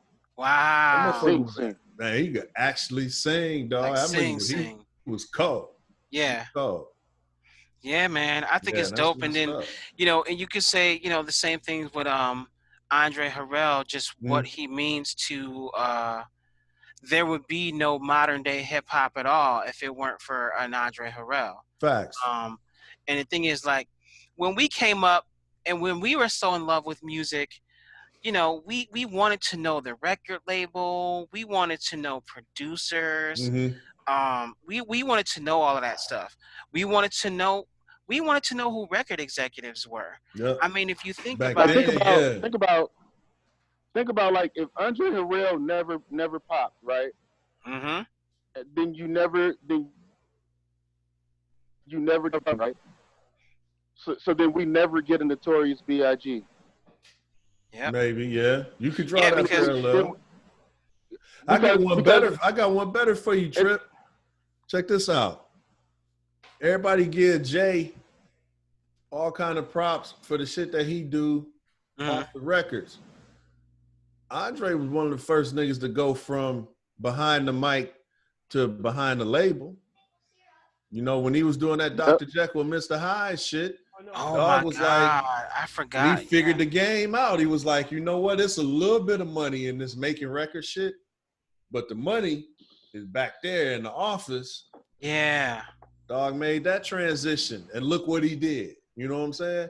See, but and that's the cool thing, man. And it's like, you know, and you know, when people pass away, it's not you know, it's not always. For all we know, that could be the same blueprint that Jay-Z is following. It is. Yeah, it is. Dude, he grew. Think about it, man. It's like, okay, would hip hop have made the transition from the goofy kind of clownish party music to what it became if Andre would have stayed making them Dr. Jekyll, Mr. Hyde records? And no offense, they wasn't great. They was cool because it was new at the time, but he couldn't be Dr. Jekyll and Mr. Hyde for 12 years and 4 albums. That shit wasn't gonna work. Yeah, and you think about what he then became instead of that. The return on investment is way too immense. Sir. Right. So he was like, man, I could grow this shit because the kids love it, and he jumped back behind the desk. Yeah. And Cold Chillin', all that shit, man. Uptown, come on, man.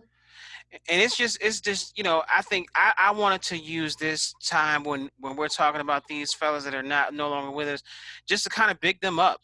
Yeah, for sure. You know what I'm saying? Just to big them up, to give them some props and give them love, and to kind of maybe just celebrate a little bit instead of you know what I'm saying? Instead of just, you know, like just mourning. You know, like we all know that at some point in time we all take an exit, so it's just about like, yo, well, let's honor them, man. So, thanks, man. Nah, he did big things, man. Speaking of honoring, the last subject that we'll talk about today, man, is well, it may be like one or two different things weaved into one, but like just the whole situation that that just swept the internet over the last week plus about Ahmaud Arbery. So like for me, it was one of those things. I'm gonna be honest with you guys, where I was very numb from the very beginning. Because I always go back to a podcast I did with Max, what we called it Selective Outrage, and I purposely didn't look into the story. I didn't do anything, and then even before I didn't know until after I put this on our agenda to talk about. I didn't know until after I put it on our agenda to talk about that this shooting happened back in February. Yeah. And then it's like, this is the first time that I have ever seen what is called social media justice. This is the first time that I have seen this turn into something like this, like leading to an arrest. Because we can spend a whole bunch of time. This is not to minimize what Black men in America go through. This is not to minimize police brutality. But I think we can maybe just take another approach at this. And like, if this was in fact social media justice, like this is the first time I saw the power of that. Because I still don't feel like there's been justice. I don't feel like it. On multiple justice levels. Is an end result. This is one step towards justice. I would say this is not vindication, right? By no stretch of the imagination. Hear me out, G. Not the fact that somebody was arrested, but nobody's been convicted or felt guilty. But like, what about the fact that this was able to have been swept under the rug? Yes. For almost 3 months. Who's going to take blame for that? Yes. Who's responsible for that? Because if this happened in February and nothing has been said, nothing has been in the media, like, and maybe I just didn't see it, but we're not the only people who are saying that. How come I'm just now hearing about this? Why is it me? And this guy got shot in February, and now it's becoming a worldwide thing. Because the narrative was believed. The narrative that the shooters put out was believed because there was no video. None of this happened. What was the narrative? Tell me the narrative. The narrative was that there had been a string of burglaries in the neighborhood by a guy that apparently some of the neighbors claim to have seen. And Ahmad looks like that guy. So this former cop and his dumbass son decide they're going to make a citizen's arrest on the guy that's been breaking in all these houses. When they go to make the arrest and give them simple commands, order him to stop so we can see what's going on while you're around here. He tries to fight me and take my gun, and I shot him in self-defense. Wow, and that's what was holding up. Hold on, check this out. Not only was he a former cop, but he was employed by the district attorney's office. He was one of their investigators.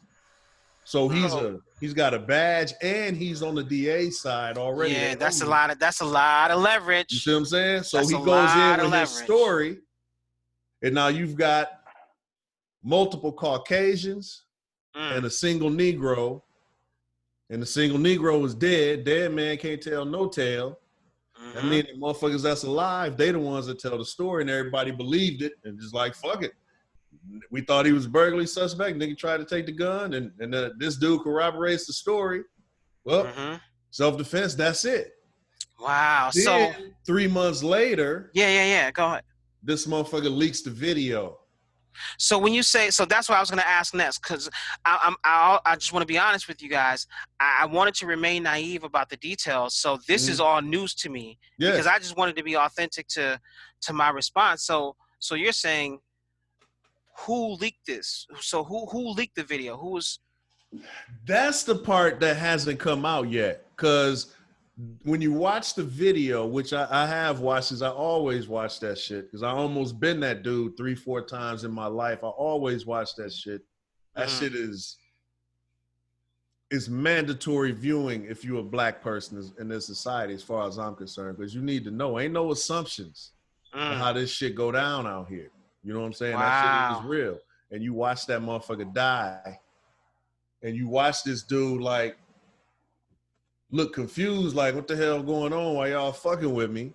Yeah. The whole thing. But the question I always had watching that video is, who the fuck is this taking the video? Was he another motherfucker that was chasing down? He finna be in the angry mob that's finna catch this burglar? Why was they recording? You got this guy driving. Right, he driving.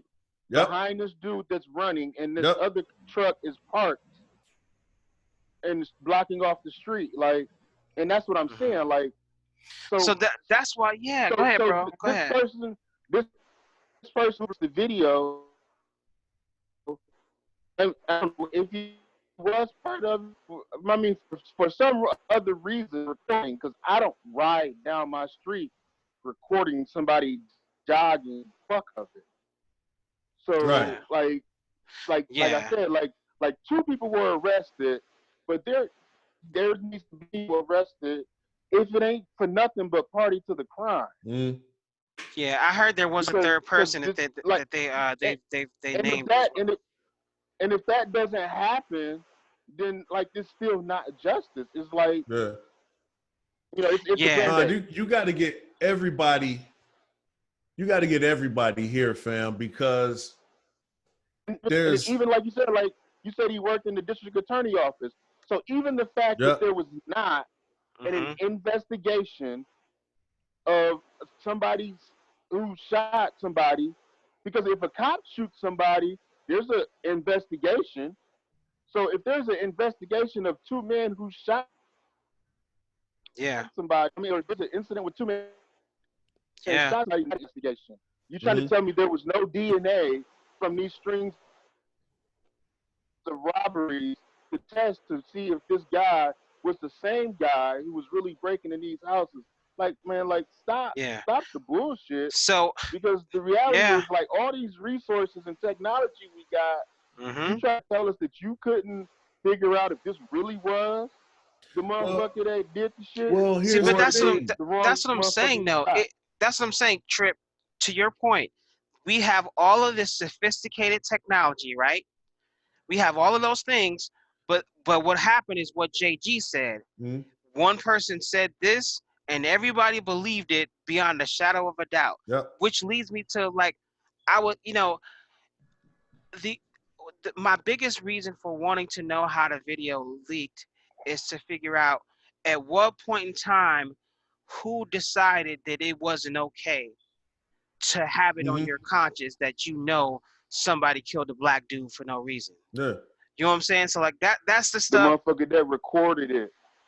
You know what I'm saying? So the motherfucker that recorded it probably probably started to feel guilty. Guilt probably ate at his ass, or somebody ran across it and leaked the shit out. Like, I don't know, but and you know, and this is not, and then you know, and just the fact of just the most difficult thing is, you know, you see a bunch of stuff online, you know, one of the things that I reposted from DL Hughley was like, black people the only people who get blamed for being murdered. Like, you know, and we all know the kind of fam. So we already know the kind of comedian that DL is. But I mean, the fact of the matter is, bro, like, I try to look at this more logically, not than emotionally, because I know how I get when shit like this happens. I know how I get, and like, my first reaction, bro, was I remember being in the living room. It was myself and my 2 daughters, and I remember sitting in the living room with them watching the verdict of the Mike Brown shit. You know, and I remember listening to that childlike innocence come from my daughters, you know, and they want to know what's going on in their world. So fine, you'll sit down and watch this with your dad, so I can then do some dad things to make sure you're in a good headspace afterwards. And I remember watching this, and I remember, you know, those people getting away with murdering Mike Brown.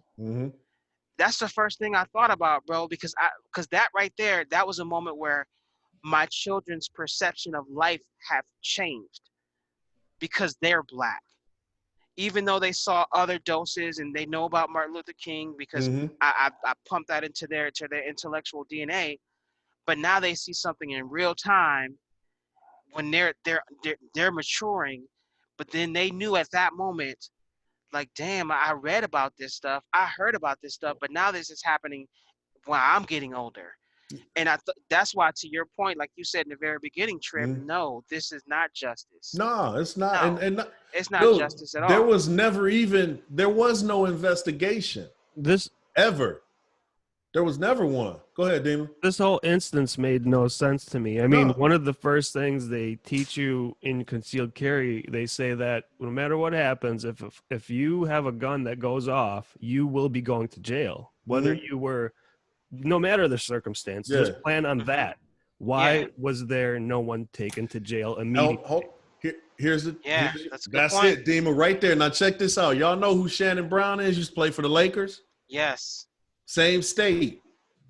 He's in his house. He's got a for sale sign in front of his house. Now, all of us have bought homes before. When you go to an open house, how do you get to open house? You are scheduled through your realtor for open house. Yep. These motherfuckers driving around looking for houses. They see the for sale sign in front of Shannon Brown house.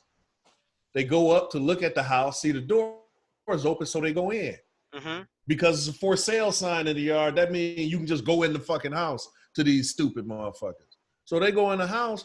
Shannon Brown, that's his house. He lived there. Fuck you doing in my house? He let off 2 shots. Didn't hit nobody. The people take off and they leave. They call the cops 6 hours later. Cops go arrest Shannon Brown, taken to jail. He bailed out. Yeah. He didn't hit nobody. Right. Now that's the judicial system in the great state of Atlanta in the great state of Georgia that your president was talking about when they brought the story to him. He was like, justice will be served. Atlanta's got a great judicial system and it's going to, but no, it don't. Yeah. You know what I'm saying? But they didn't even, here's proof that they didn't investigate Ahmaud's murder at all. They didn't investigate it at all. Now they can't find no record anywhere of these burglaries that allegedly happened in the neighborhood committed by this black man that looked just like Ahmaud. It didn't have no business over there, that these 2 heroic Christian citizens were trying to stop and give simple commands to so he would comply so they could do a citizen's arrest, which is the story they sold. Right. They doing that because all the break-ins been happening in the neighborhood that never happened. They still need to be taken in and investigated. Right, exactly. They didn't investigate anything at all. What happened was Tripp shot and killed somebody and called his DA homie Speak and said, hey, man, can you do something for me? And Speak said, man, I got you. And you know what? And if this is something I can tell you as somebody who I have been in the courtrooms in Georgia for various different reasons. And depending on the reason why I was in that court, some of the injustice that people talk about, I've been on the receiving end of some of that. You're black, you're guilty. I've been on the end of some of that as somebody who's lived in Georgia for a few years, that like, yeah, you're black, you're guilty, because I reside in one of these areas that's not Atlanta or Decatur. And to that point, Speak, what I saw things on the news that were really boiling my blood, and I don't know how you guys feel about this, because it's an important fact that, you know, there was a black man who was killed and there was injustice done. Things have to, you know, actions have to be taken, but the news goes on to say, you know, a young black man murdered, and they highlight that. Why not a man was unjustly murdered, or, you know, it's, why? Because when you say that and label, some people will automatically, just like you just said, have this thing where they go, oh, I'm not even gonna pay attention to this because. Yep. And that's why I posted the piece about, like, because going back to what Tripp said in the very beginning, you know, that's why I said 2 white American terrorists murdered him. Yeah. Because it's like, you know what? Unless we, and this is what I've seen about, that's why I go, the power of social media justice, because somebody leaked the video, no matter what happened, then that momentum that made it its way online, took one step towards justice. Yeah. But it's like, but that narrative is crazy, bro. It's all, but the thing is, we know this. And the thing is, like, I can say, being a black man in America, it's like, you have to, certain things are embedded in our DNA that it's like, you know, you got to automatically look out for, like generational trauma. Like, you know, I love mental health. I love mental health. I think it's very important, especially for people of color, because we need to understand that we have generational trauma in us. We just have it in us. Mm. And if you are, you know, of African American descent, the only way that you don't have generational trauma is if you grew up and had this sort of upbringing where you never saw oppression or struggle or anything of that sort. And how, So, man, you know, oh, fuck. it's just fucked up, and it just lets you know it's 2020. Going back to something else, we got all this modern day technology Mm. and all of that different things to prove this and to prove that. Like we can prove, I will take my 23andMe results and claim where I come from, but we still can't solve systemic oppression. You know what I'm saying? We Nah, can, you you know, you because you like you said, said JG, you because these said can't, laws, you mean won't. we won't. Because the Right. thing is, like you said, and one of the things you always say is not the rules, it's the people. But at Mhm. the end of the day, we have to know that, like, at some point in time, a lot of this shit's got to be undone Yep. because the people are making it worse. But the reality is, once upon a time, the laws were that we weren't even a whole fucking man. Duh. So the laws ain't necessarily set up for us either. And it's just another situation where we're out here and it's like, we're being shown your life don't really matter that fucking much, bro. I mean, Man, it's funny you mentioned the laws, fam, especially in the South.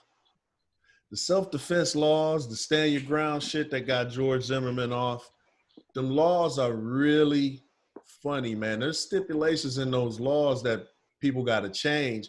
And nobody's doing anything to change those. There's shit in there like, dog, if I come up to you mm-hmm, and start shit with you, slap the shit out of you, mm-hmm, we get to scrapping, you get the upper hand, you finna kill.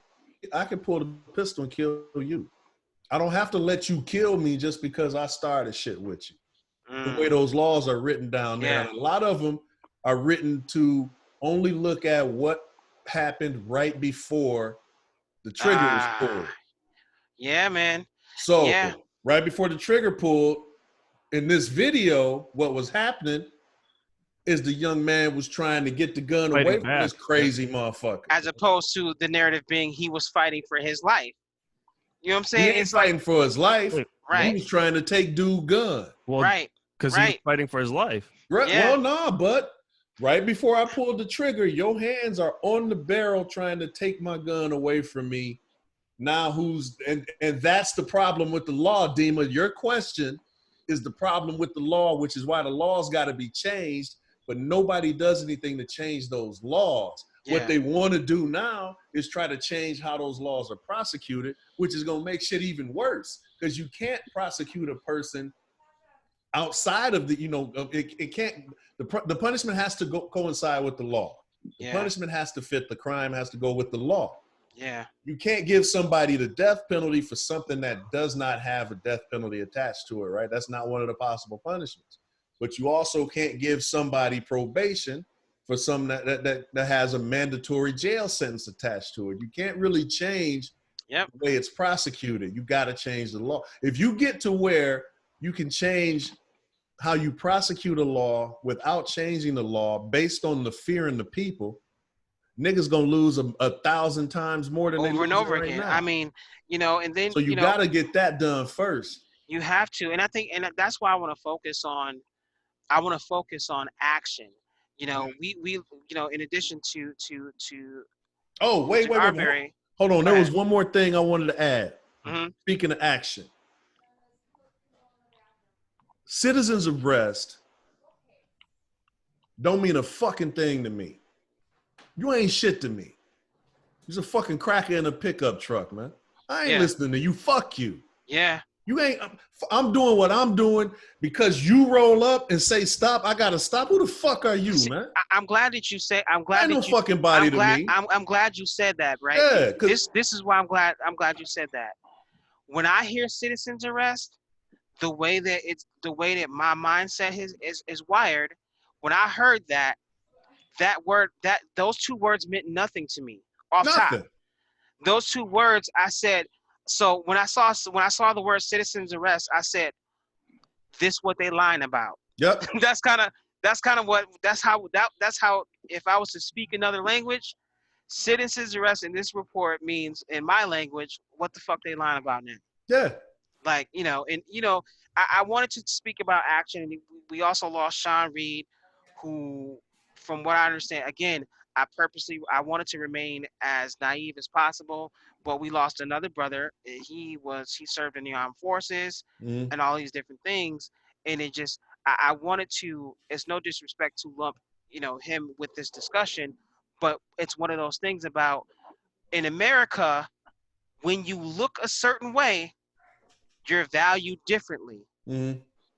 Like Sean Reed he shouldn't have to always walk around with his fucking uniform to say I served your country. Right. Because you know what I'm saying? So like it's just that same thing about like in America still with all this technology and everything else, how we look a certain way determines how much our life means. You know Like, what, man? and it's like, and what makes it so black and white to me is the fact that like we're in a pandemic that definitely is saying to everybody, anybody can get it, Mm-hmm. right? Mm-hmm. And even in the midst of so this pandemic of anybody can get it, because we've seen all walks of life. If you got pre-existing health conditions, no matter what race you are, and you get exposed to that shit, you're on for a fight. You know what I'm saying? Right. So this pandemic is saying we are, quote unquote, all created equal. Yet these things and the way that our society is set up still is interjecting itself saying, nah, but not you niggas. Y'all not worth that much. No, that's facts. You know what I'm saying? Like, That's crazy. You know what, fam? I'm gonna say this, and it might seem a little controversial. I'm not saying that young man deserved to die. I'm gonna say the instances surrounding Sean Reed's death appear to be different.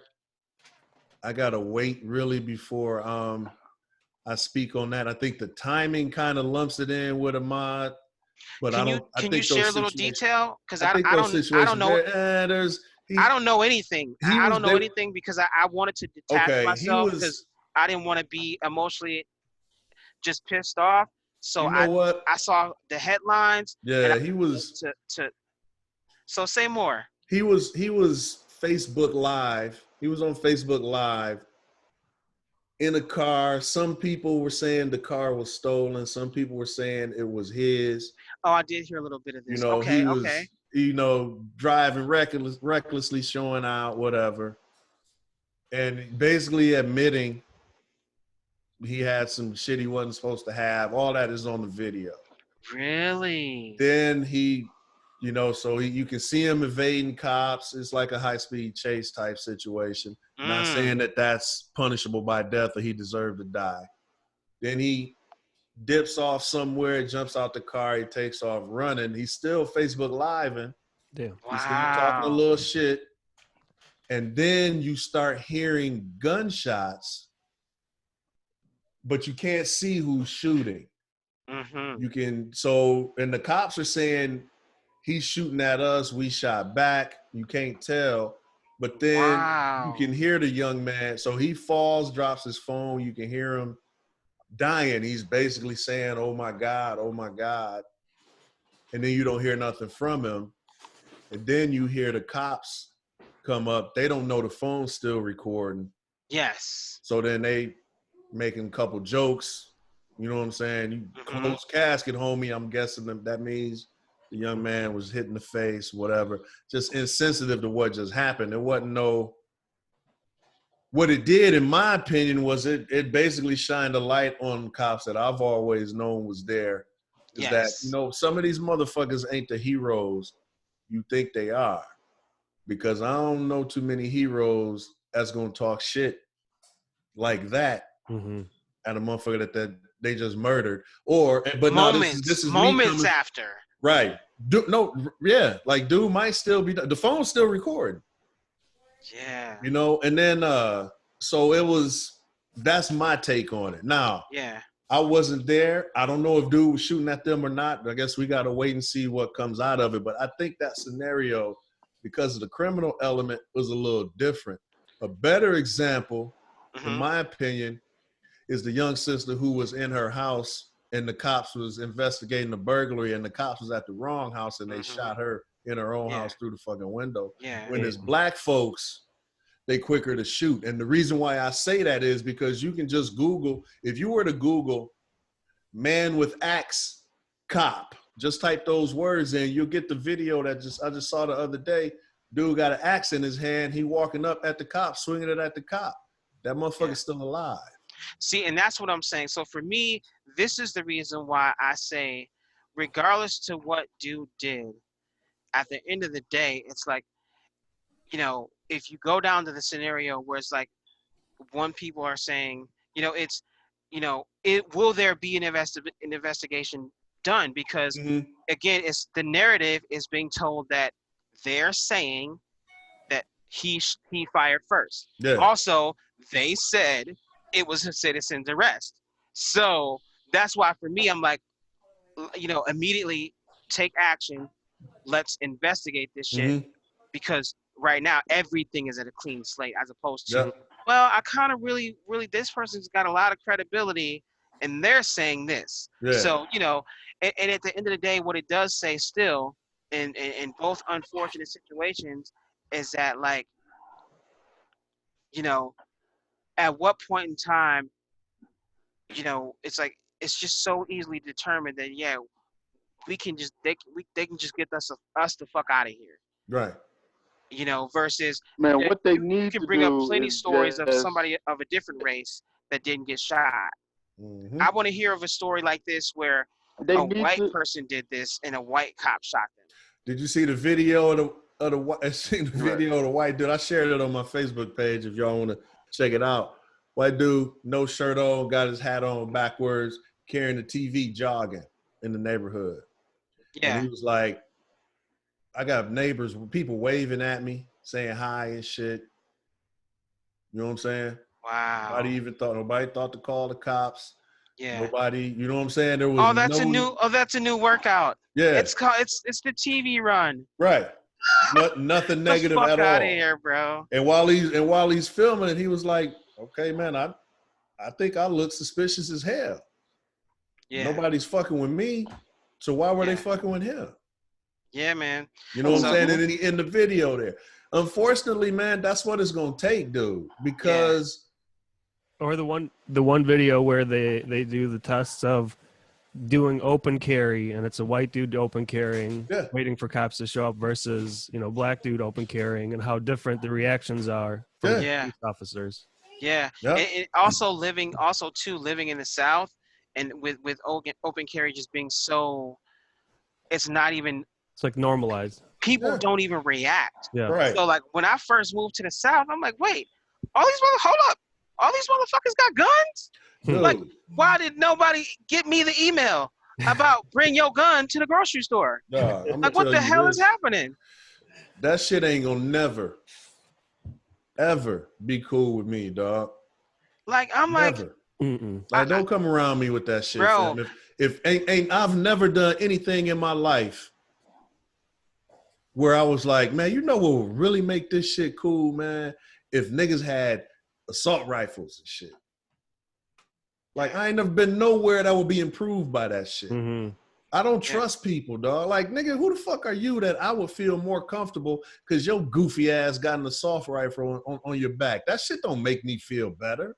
Yeah. I don't feel safer because your drunk ass, you know what I'm saying, half meth addict head ass nigga. What? That shit don't, you know what I'm saying? Like, dude, as stupid as I know you to be, there is no way in hell I could ever be made to feel safe with your ass having that type of weaponry across your back. Dude, if I invite you to the crib and you show up with your AR, leave that motherfucker in the car or take your punk ass back home, dog. You're not coming to my house like that. Yeah, man. You know what I'm saying? I'm never gonna be cool with that, man. And you know the other interesting dichotomy is, let's just say, like, you know, you're in the South and you do that, right? But then now let's just say you're in let's just say you're in Milwaukee, and you in the hood, you've never been convicted of a crime, but, you know, you and a few friends have these weapons. It don't get looked at the same. That open carry don't hit different. I mean, it don't hit the same. Like, I mean, it goes back to like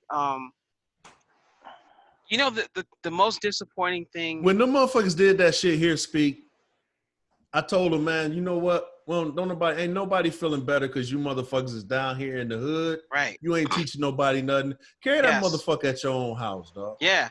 Take your ass back to New Berlin or wherever the fuck you live and walk your own goddamn streets, dog. Yeah. Ain't nothing gonna make you. That shit was finna be a misunderstanding, fam. But you know what? But I think it was a misunderstanding, and I don't know why they did it. I saw it, but again, whether the intent was to shine the light on the fact that there is a double standard, or the intent was to intimidate black people in their own neighborhood, it's one of the ones where if they did not intend on shining the light on the double standard, they still did. Yeah, they claimed they were. When I talked to the dudes, they claimed they were trying to inform, basically uninformed niggas. They was trying to inform uninformed niggas that you can carry your shit around your neighborhood if you want to. That was allegedly the point. But my point is, motherfucker, that ain't your job. If that ain't what you instilling.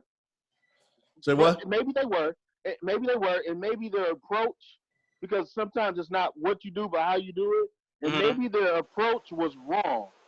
But again, I think it's another one that, because we were so quick to get upset about where they were, because they were in our neighborhood doing it, that we missed an opportunity to point out the fact that, wait, so this motherfucker can walk around in the neighborhood he don't live in, open carry with an assault rifle, and y'all don't fuck with him.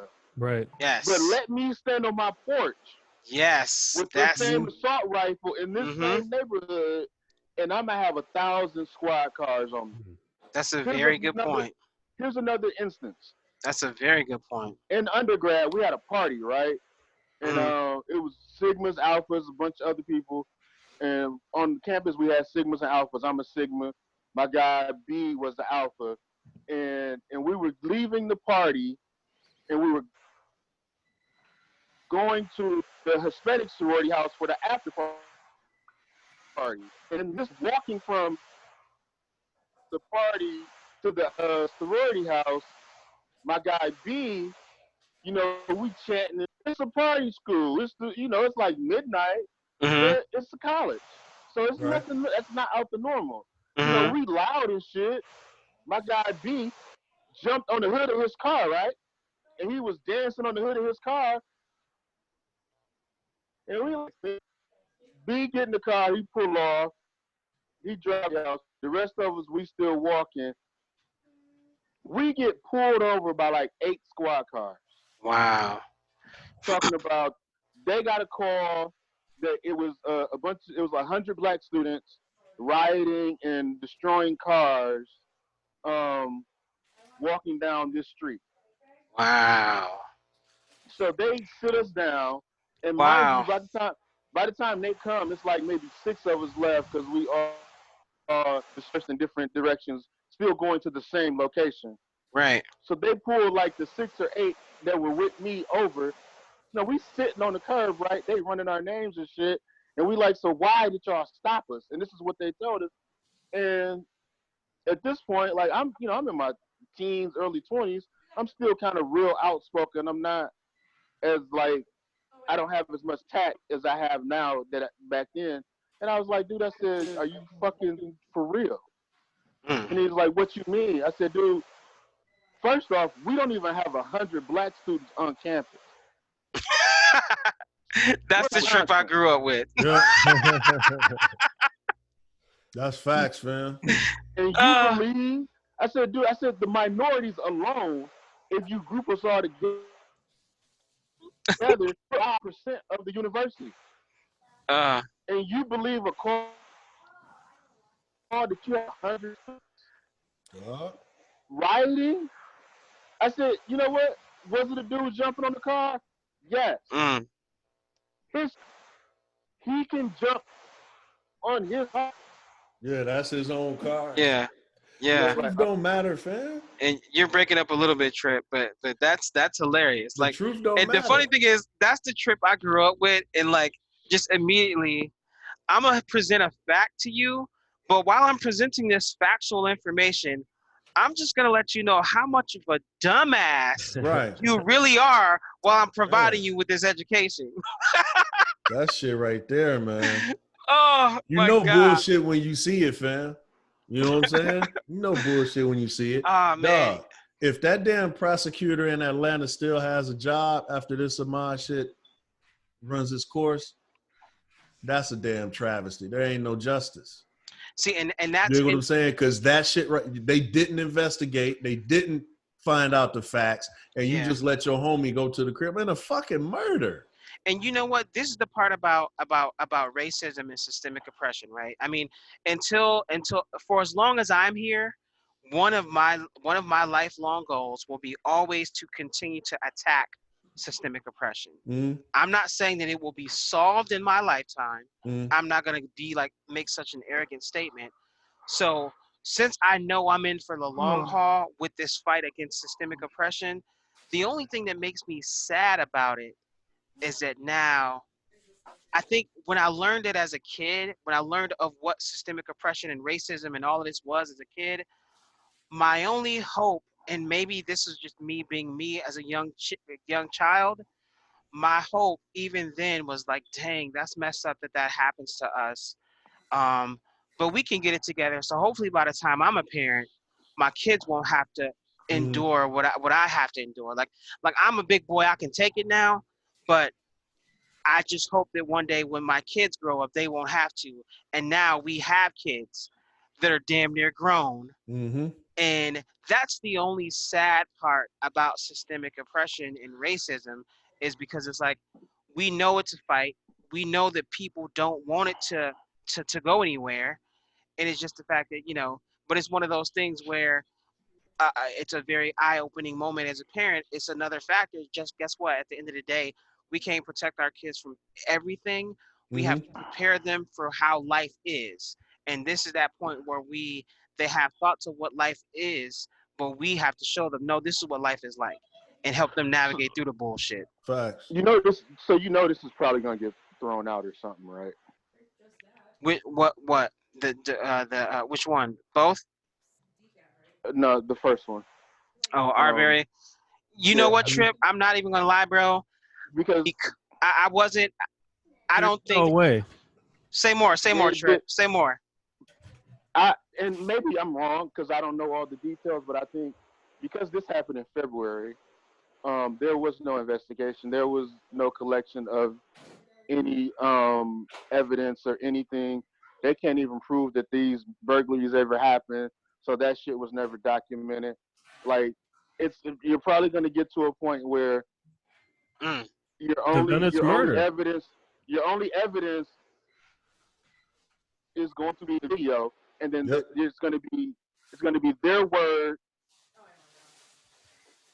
against the video. But then there's going to be like the burden of proof is always going to be on the prosecutor.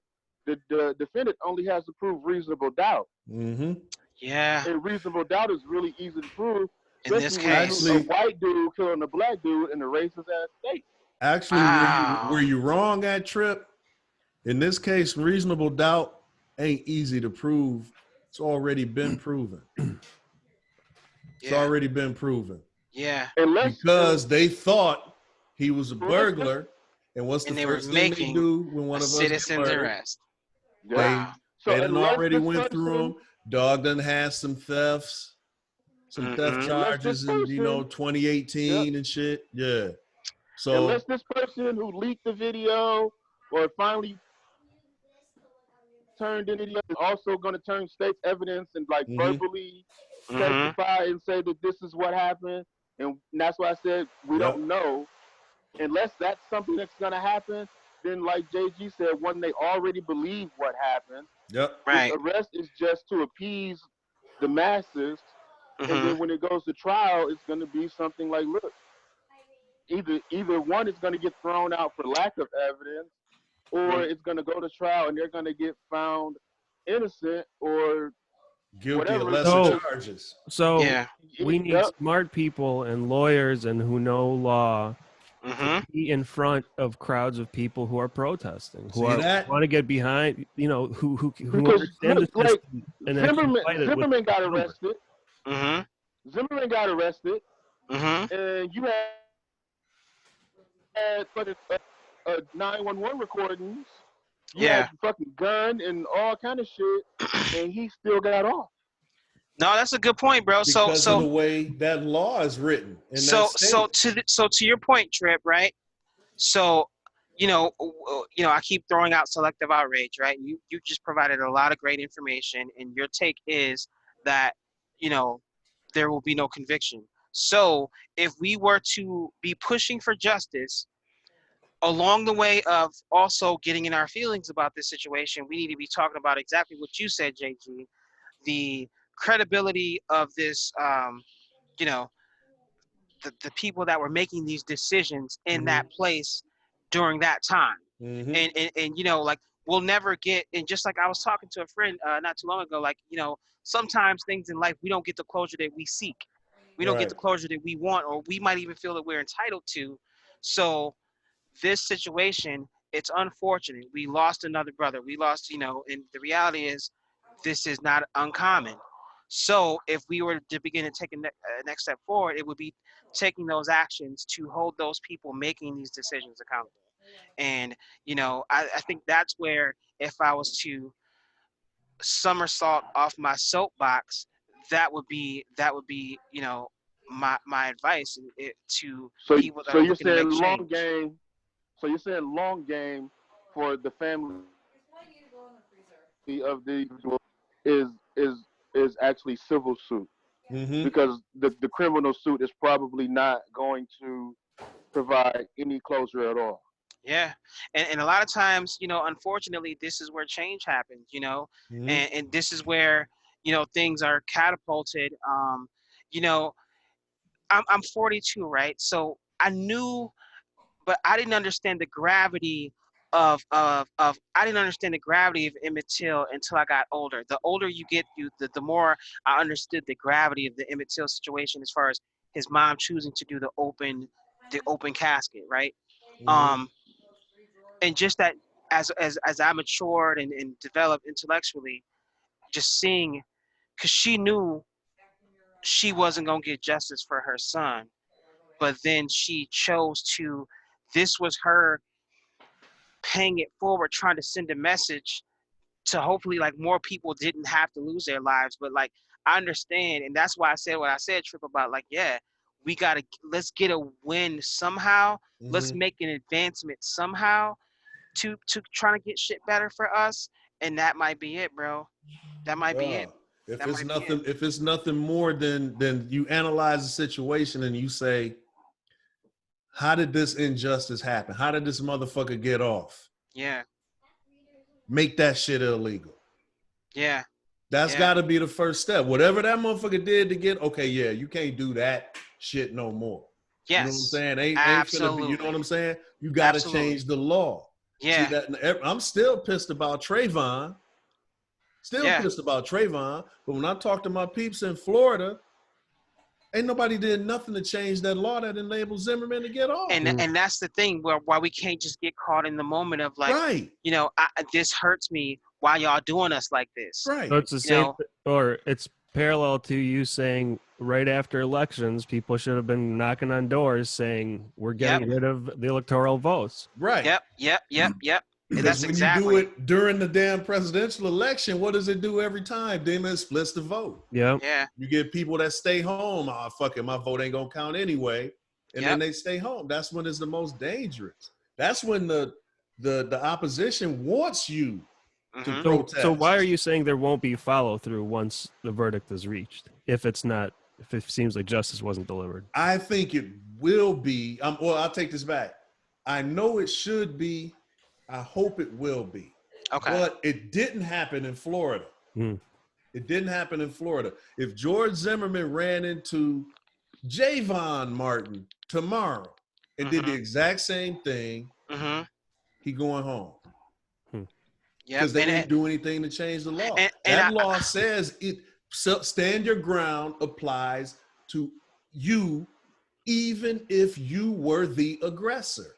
In that Florida statute, that's I think, in the law. And this is where you know, this is where that shit, you know, common sense ain't so common. This is where we as a people, people of color, you know, we have to begin to understand this is why it's important to then make these changes.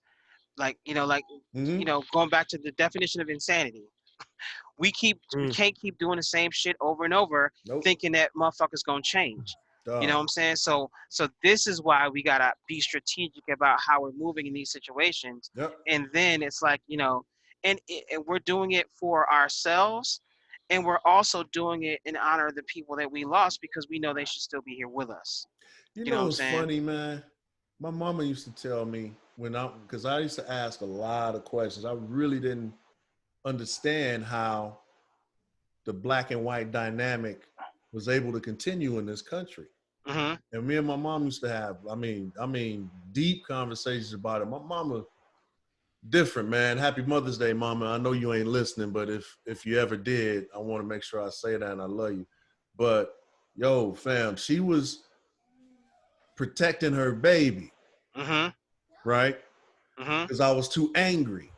And she knew my baby gonna be one of them niggas swinging from a tree if I let him out into the world with this kind of anger and no understanding.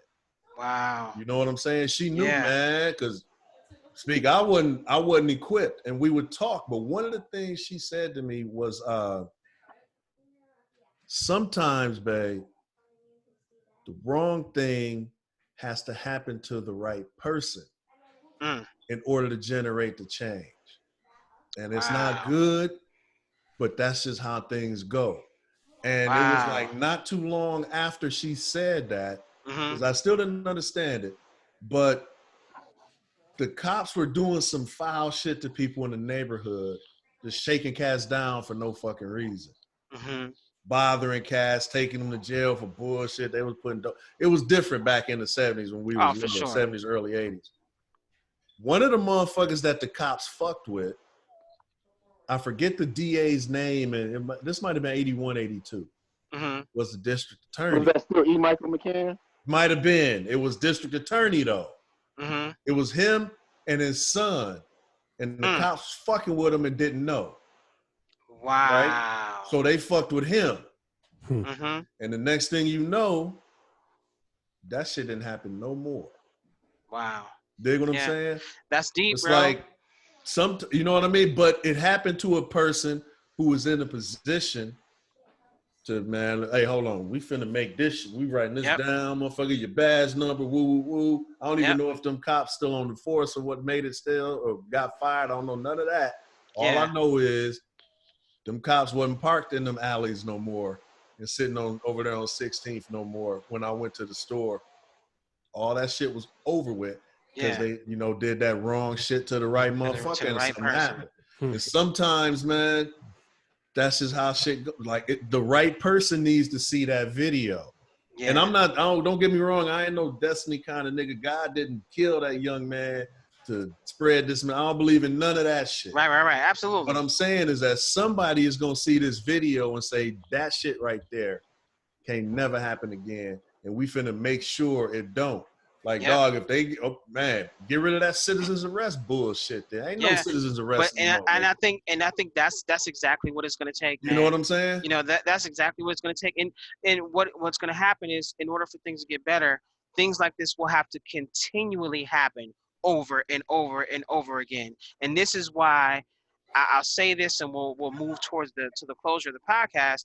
This is why we need not sit and wait for a leader. No. Because, like you just said, this person may do that. This person may do that, and then now you're creating another system to fight systemic oppression. Right. Until there's some sort of another system to fight systemic oppression will remain. Yep.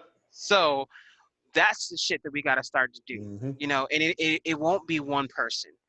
That will It be can't be one person. that will be several people making that change. So, you know, and you know, there's a lot of people, there's a lot of things that exist that are fighting these things, and we may not look at them very highly. You know, I mean, think about it. I mean, back in the day, the NAACP meant a lot more than it does now. Mm-hmm. You know what I'm saying? Mm-hmm. And this is not shitting on the NAACP, but what I am saying though is when I read about that as a child, that meant something. Right. Then as I become an adult, that name don't ring like it used to. Nah. So and that I'm not saying that they're not doing anything. I'm sure they're doing a lot of amazing things that I probably don't know nothing about. Mm-hmm. But just still, that's one system. So now we need to create something to supplement that. And Right. another thing, and then those things align. I think they still trying to recover from having a white woman as the president and not knowing that she was white. Oh, you're talking about Oh, damn. Dolezal. Yeah. Yeah. Yeah. Yeah. Yeah. And not there's some of that. And then too, I mean, speaking, you look at this situation here, it's like, and hold on, man. Let me also say this, another controversial point before we go. Yeah. If you take Ahmad's situation Mm-hmm. and you reverse the colors of everyone involved, Yes. I'm still just as mad. That's a very good You point. understand what I'm saying? Yeah, because that's otherwise you wouldn't be walking the talk when you say Exactly. change, you know, like once the laws are changed, it's the people Mm-hmm. enforcing the laws. Putting You know, the black man on the other end of that gun is not just. I don't care if you Yeah. You know what I'm white, saying? black, Yeah. Puerto Rican, Yes. Asian, Shit don't matter. African, Jamaican. If you walk up to me talking about citizens arrest, Bumbaclot. I'm not going for it. Not I'm at not all. going for it. Not at all, fam. Yeah. That Yeah. shit don't mean nothing to me. But then, dude, but now That's I a will great say point. this. Because honestly, first thing come to my head is you talking about stop citizens arrest. Nigga, if I stop, I'm finna die anyway. So we is finna fight this shit out. Yeah. Because you know what it is. You And know the what funny it thing is. is, like, I'll tell you, like, I knew when I was driving through certain areas, and I'll say it don't even. It's somebody who, you know, I lived in Georgia for only like 3 years, but it's the same as living in Milwaukee, Wisconsin, but you driving in Cedarburg. Mm-hmm. The way that we're treated is the same. When you Look, driving towards, you know, Elm Grove, that's and it's the same shit. We get treated the same way. exactly like that's still here. People be like, I'll pay you to drop my order off. Well, where you stay at? Yep. You don't have to drive in and I'll meet you. Yep. I'm not driving out there, you know. Right. Nah, I'm not driving out there this time of night. I will I'm not driving out there at all. I will express ship your shit. I ain't driving there. I'll ship your shit. I ain't driving there. Mm-hmm. Shit, even when I worked out in Waukesha, I had to drive through several different small suburbs to get home. Like, nigga, I wasn't stopping for shit. Yeah, that's you get gas before you get to work, so you know you bring your ass right out and get your ass right home. Yeah. And why is this shit embedded in our DNA? Like when I worked in the suburbs, same shit. I'm like, yo, if I'm not out with colleagues and we stop somewhere, I ain't just stopping somewhere out here. You know what I'm saying? Because we were taught, it's ingrained in us because of what our parents went to. Because what you got to understand is, as much as people say, like, in this day and age, and yeah, it's 2020, but we're only like 2-3 generations removed from slavery. Like, let's not act like slavery was really that long ago. Yeah, 3. You know, because you talking about, like, okay, you got us, and we're about the same, all in the same generation. So then our parents, our grandparents, hey, nigga, our great-grandparents were slaves at some point. Yep. Mm-hmm. I mean, think about it. Yeah, You know, like my grandmothers were. My pops knows that. My pop's grandmother was a slave. She used to tell them the stories. So you're right. We ain't that far removed. Right. My great grandmother died when I was 8. My great grandmother died at 108. So that was in the 80s. Yeah. That was in the 80s when she died. So if she was 108, she was in the 1880s. Yeah. Mm-hmm. Right. Yep. That's facts, man. So yeah, removed, Brandon is like, yeah, we still gotta survive because just like we not that far removed from our generations of slavery. Some of the people that are still oppressors are not that far removed from generations of being slave owners. Mm-hmm. So yeah, when I go out there, and you're influenced by your surroundings, so certain areas that's around you, and it gets ingrained. Certain areas. It's so definitely learned behavior, Demon. You're right. So even like if you got a kid who and like people aren't born evil, people aren't born prejudiced, but even if you got a kid that has a good heart, and he's raised in that environment, at some point, and there's always an incident that can trigger those same behaviors that he's been witnessing for years. Maybe like he's trying to be a good person and not, and then he comes to this side of town, and then because somebody else is reacting out of fear, they do something to him. So now you awaken that hate in him. So we trying to kill a cycle. You got some people that are perpetuating the cycle. Yep. That's why I say, man, it's got to be individuals. I think if you had a righteous DA, charges would have been filed immediately. If you had a righteous DA instead of a friend of the damn murderer, you know what I'm saying? Regardless of the color of the DA, if that DA was righteous, charges would have been filed. An investigation would have been launched. An arrest would have been made. I mean, hell, he probably would have bailed right out because they have bail down there. But still, it shouldn't have had to take this social media thing for somebody to take some action. Right. And here's the other thing. So you hear a gunshot in your neighborhood, you hear it, right? Mm-hmm. This nigga was shot in a residential neighborhood. Yeah. Nobody heard a gunshot. And it was like 3-4 gunshots. Yeah. Nobody was home. From the rifle. Mm-hmm. That's a good point. From the rifle. Yeah, man. That shit was you know what else? When you look at, I don't think the son was really with that shit like his daddy was. I could be wrong on that. But when I look at how either that or he just a fucking coward. He's still a racist. He's just a coward too. Is that the one? He didn't get out the truck until after the young man was already shot and on the ground. You know what I mean? And then when you look at his face in the pictures now and the mug shots and shit, if it's gonna be some snitching going on, it's gonna come from him. Like that's the one. I watched a lot of that first 48. I could tell that's the motherfucker they need to take in the room, dog. Give him a Coke and a cigarette. You know what I'm saying? And that motherfucker gonna tell you the whole story. Oh man, he the one. He the one gonna spill the beans, man. I promise you. That's it's terrible that young man had to die, and it's terrible that when I watch that, one of the first things I say to my kids is, see this right here. You gotta know where you at. I'm trying to teach them how to avoid being that young man who did nothing wrong. Yeah, man. You know what I'm saying? Because you gotta know that if you're in an environment where you cannot do anything right in the minds of the people in that environment, you got to wrong environment.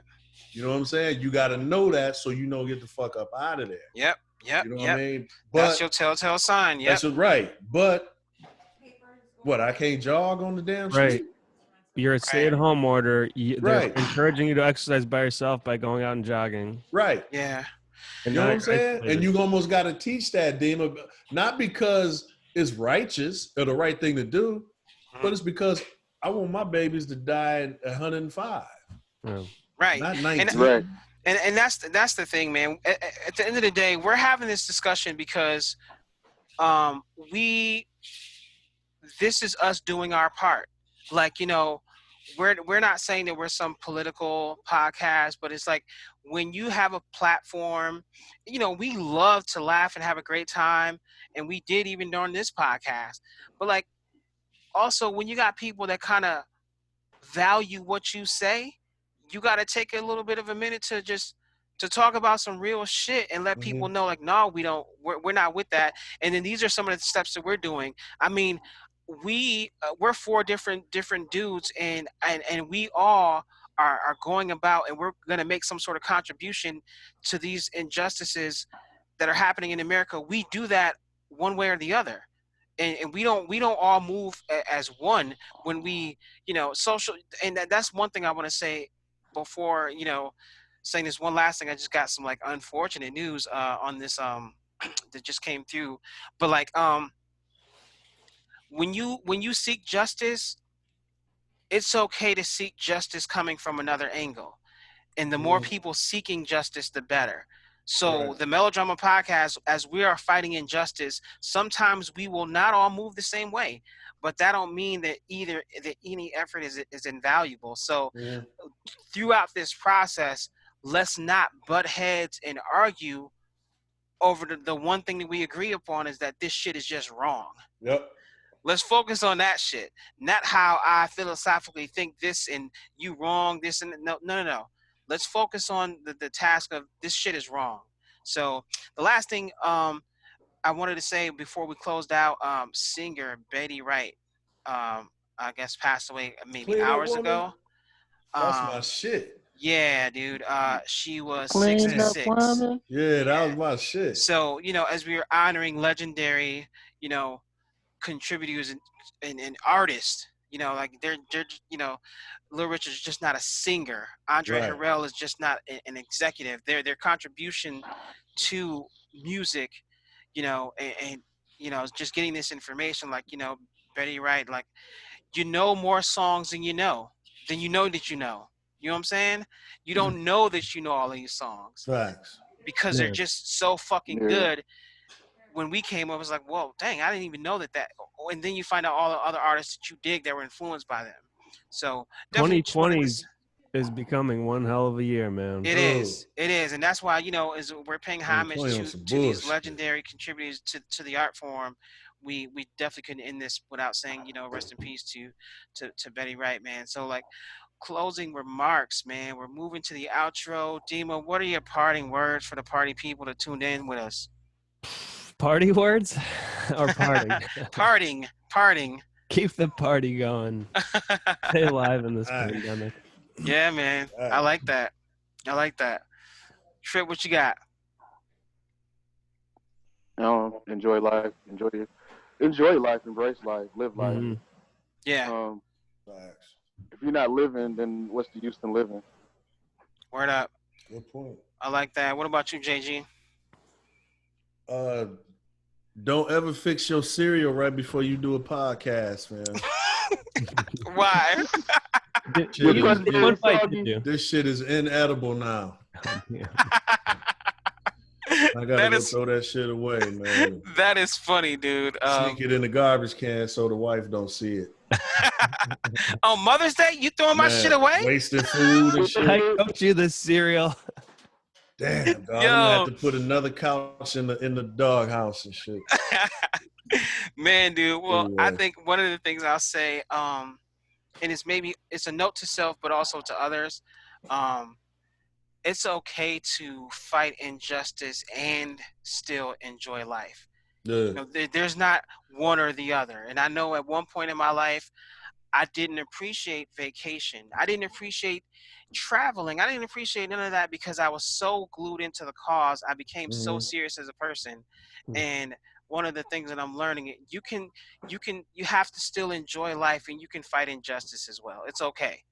You know what I'm saying? It's okay. You'll burn out. Yes. Yeah, that's the key to martyrdom right there. You will burn the fuck out if you don't. That's so, fast. And I'm not worried about how sleep or woke I am. So that's what I'll say. Enjoy life. even when you're fighting through these social injustices. So Mm, again, this has I been can do that. another dope episode of the Melodrama Podcast. Yo, I would Yeah. say fuck with us. You know, we're online, we're on Twitter, we're on Instagram, we're on Facebook. We're starting to throw up clips as well. So if you don't want to check the full totality out, you can check. I got a few clips up there just so you can get a taste of who we are and what we do. And then, as always, we have the full podcast on like pretty much all the major streaming platforms as well as YouTube as well. So, man, again, as always, thanks for tuning in to the Melodrama Podcast. Couldn't care less, but we fucking love y'all. Word. Peace. Trip got that Rona, fam. Hey. You got that Someone- Rona. I'm coming to your house first. Licking handles. Hold up. Hold up. Mm, The he funny got thing that is, Rona. the podcast is over, right? Yep. Just This is the same way we started the podcast. Trip got that Rona. Trip got that Rona, dog. I'm coughing on all the I cars. see it.